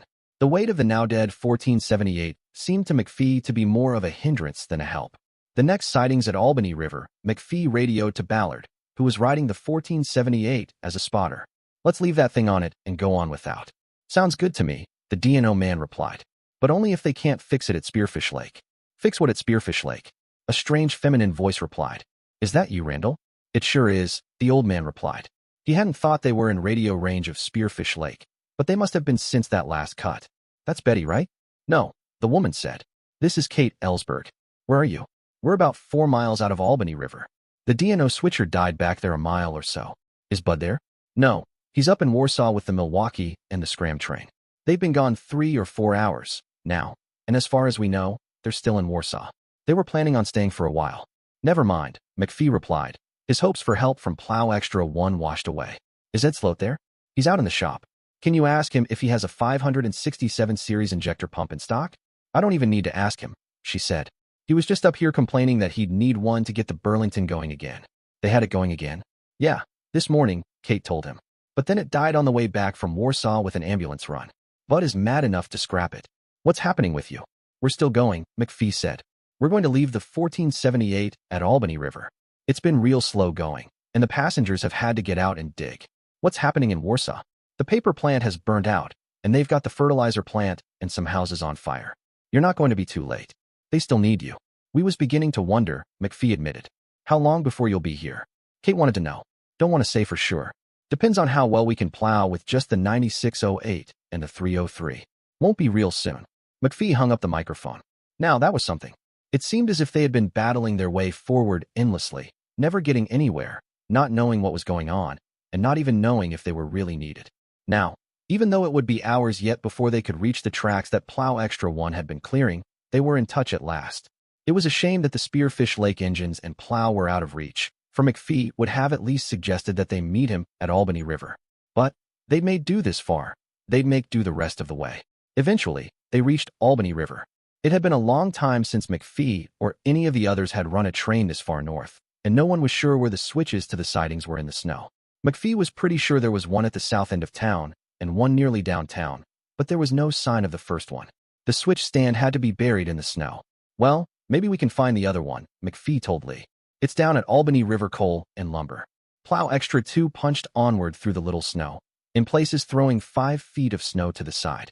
They crossed Main Street and worked on past the lumber yard, and still there was no sign of a switch. There ain't no switch stands around here. Ballard called over the radio. Got to be one, McPhee replied. Else that boxcar wouldn't be sitting over there. Let's back up to Main Street, get some shovelers out, and look for it. We need some more coal in the tinder, and maybe we can find a hydrant and fill the water tank while we're at it. A few minutes later, 6 firemen were throwing coal from the gondola into the tinder, and a fire hose from one of the snorkel trucks was carrying water to the tinder's tank. McPhee had several men out in front with snow shovels. He glanced at where the train sat blocking Main Street, then took a snow shovel and laid it on a rail. Walking down the track, he pushed it down the rail a good 100 feet before he found switch points facing to the south. Pointing between the tracks, he told the firemen, dig down through here. The crew soon uncovered the switch mechanism, pointing like an arrow to where the switch stand lay buried in 8 feet of snow. It's back there, somewhere, McPhee told them. Probably not too far. It'll have a red and green metal flag on it. It's got to be dug out before we can get out of here. It was 15 minutes before the switch was revealed in the flashlights the men were carrying, and McPhee called a halt to the coaling of the tinder. That'll do it for now, he told the shovelers. We can top it off again at Spearfish Lake. They plowed a place for the 1478 to sit, then backed out onto the main line, cut off the plow, and pushed the D&O switcher into its parking place, to leave it until who knew when. In a few minutes, a now shorter Plow Extra 2 was on its way again, with Stevens and Lee now running the steamer, and McPhee running the 304 with Ballard, since he wanted to see how the little diesel was running, and the 9608's radio batteries were getting low. The snow north of Albany River was worse than it had been on the other side, but without the 1478, they did better with it. The tracks bent to the northeast outside of town, and they now headed directly into the storm. California cuts ahead here another couple of miles, McPhee told the younger man as they crawled into the storm. If we can get through that, we've got Spearfish Lake made. Know the place, Ballard agreed. That's going to be a scumsucker. Let's keep the shovelers close at hand. If they have to shovel, I'm going to take a nap, McPhee promised. I haven't gone like this for this long in 20 years. You should have taken a longer break back there. Oh, I've taken it easy, McPhee yawned again. Ellsberg was right. If he hadn't told us not to, Henry and I would have pitched coal until it killed us. Back there in Albany River was the first time I've touched a shovel since we left. I'm damn glad Billy made it through, though. He's younger and can take that kind of stuff, and Henry had a good rest back there. Me, I'm about all in, but I couldn't sleep now without worrying about you kids.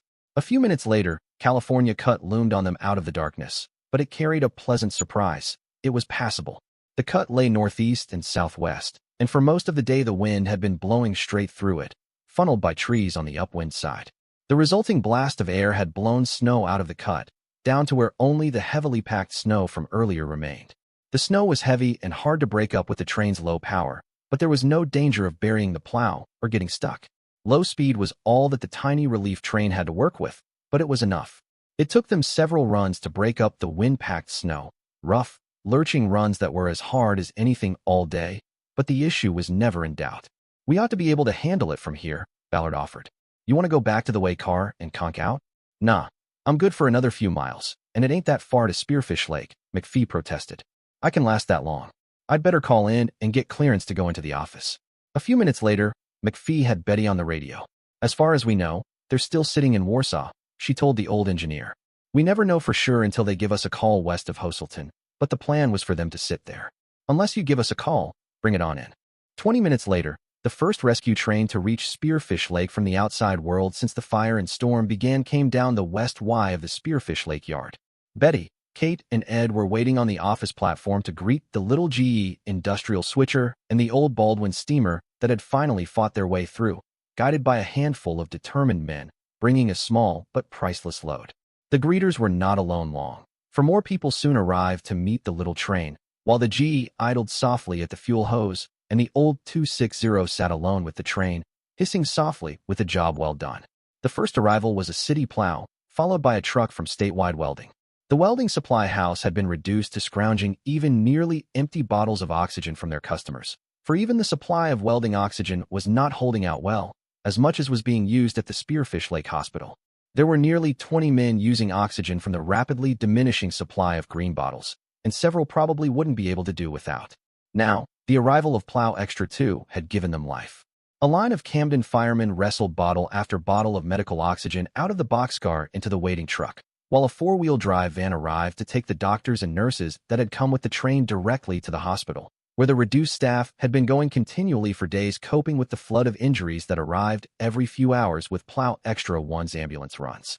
All the effort that had gone into Plow Extra 2 had been worthwhile, just with that part of its load.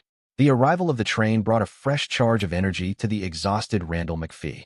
He had planned to go straight to the way car and sleep for a week, but the success of the trip felt so good that he wound up in the CNSL office with Henry Stevens, Bill Lee, and Jean Ballard, telling Betty, Kate, and Ed about the struggles they'd had, and waited for a load of food from Rick's. The statewide welding truck left at about the time the food arrived, and the trainmen were just digging into dinner when Milt Johnson came in. "I've got some guys topping off the tinder," he said, "and we've run a hose out to the hydrant. I figured you'd want to get her full for the trip to Warsaw." "Don't know that we're going to Warsaw," McPhee said. "We only had clearance to Spearfish Lake, and we shouldn't head on up there unless we know we're going to have a clear track." "It's probably safe," Ed said. "Bud has been sort of expecting you all day, so he usually calls in when he's downbound, if nothing else to let the hospital know to have an ambulance waiting." "I don't like it," McPhee said. "Probably and usually ain't good enough, and we can't get him on the radio to find out for sure." "The telephone is still working," Betty put in. "We can call the fire hall in Warsaw and see if he's still there. If he is, we can pass the word for him to stay there." "Good idea," Ballard agreed. "A lot of that stuff should get on up there, and I get the impression he can use us up there, too." "He sure can," the mechanic said. "The Milwaukee has been protecting the Scram train, but there's no way that Walt could move it in one cut if they have to get out of town in a hurry. Bud will be glad to have the extra power up there, just to know that he can move that train if he has to." By now, Betty had called the fire hall in Warsaw. "What's up?" McPhee asked her. "They're on the radio," she replied. "The fire hall is on the other side of town from the tracks." A tired Fred Rumsey was taking his turn at manning the radio in the fire hall. It was a way to take a break. He had even been able to call Spearfish Lake and talk to Marie for a few minutes, to find out that Stormy was doing fine. A break was needed, too. He'd been so busy that he needed the rest. Rumsey turned from the phone to the radio and asked, "Are there any units over near the train siding?" A moment later a voice replied, "This is Kremling Tanker 2. We're gassing up next to the train. Is the Spearfish Lake train still there?" The Warsaw man called. The Kremling man had come in over the road from the east, and wasn't thoroughly clued in on the trains the way the people that had come from Spearfish Lake had been. He looked at the engine on the train, and could see lettered on the side, Camden and Spearfish Lake. "It's still here, Warsaw base," he replied. In fact, it was so much there that he thought he'd pick up a cup of coffee. "Good enough," the man at the fire hall replied. "Message for the train crew from Spearfish Lake. Tell them to stay there." I'm not real clear on that," the Kremling man said. "Tell them to sit tight. Don't leave town." "Clear on that, Warsaw base." Rumsey said into the phone, "They're going to be sitting down by the rest train." "They're sitting in Warsaw," Betty replied. "You should be able to get them on the radio yourselves when you get up onto the Hoselton Flats. There's a siding at Hoselton that could be used if there's an ambulance run to go out." "How much water have you got in the tender, Milt?" McPhee asked. "Nearly full," the fire marshal said. "It's pretty full of coal, too." "That ought to do," McPhee said. "Get everybody loaded. The going ought to be pretty easy, since they've been keeping that track plowed, but we ought to get right up there before he has to come this way with an ambulance run." In a few minutes, the deep, rich howling of the old Baldwin's steam whistle echoed off the buildings of Spearfish Lake. The passengers of Plow Extra 2 had gotten used to being called back to the train by that whistle, and they hadn't gotten very far away. McPhee and Ballard headed for the cab of the 303. "I thought you were going to rest," Randall Ballard said. "Oh, getting through perked me up pretty good," the old man said.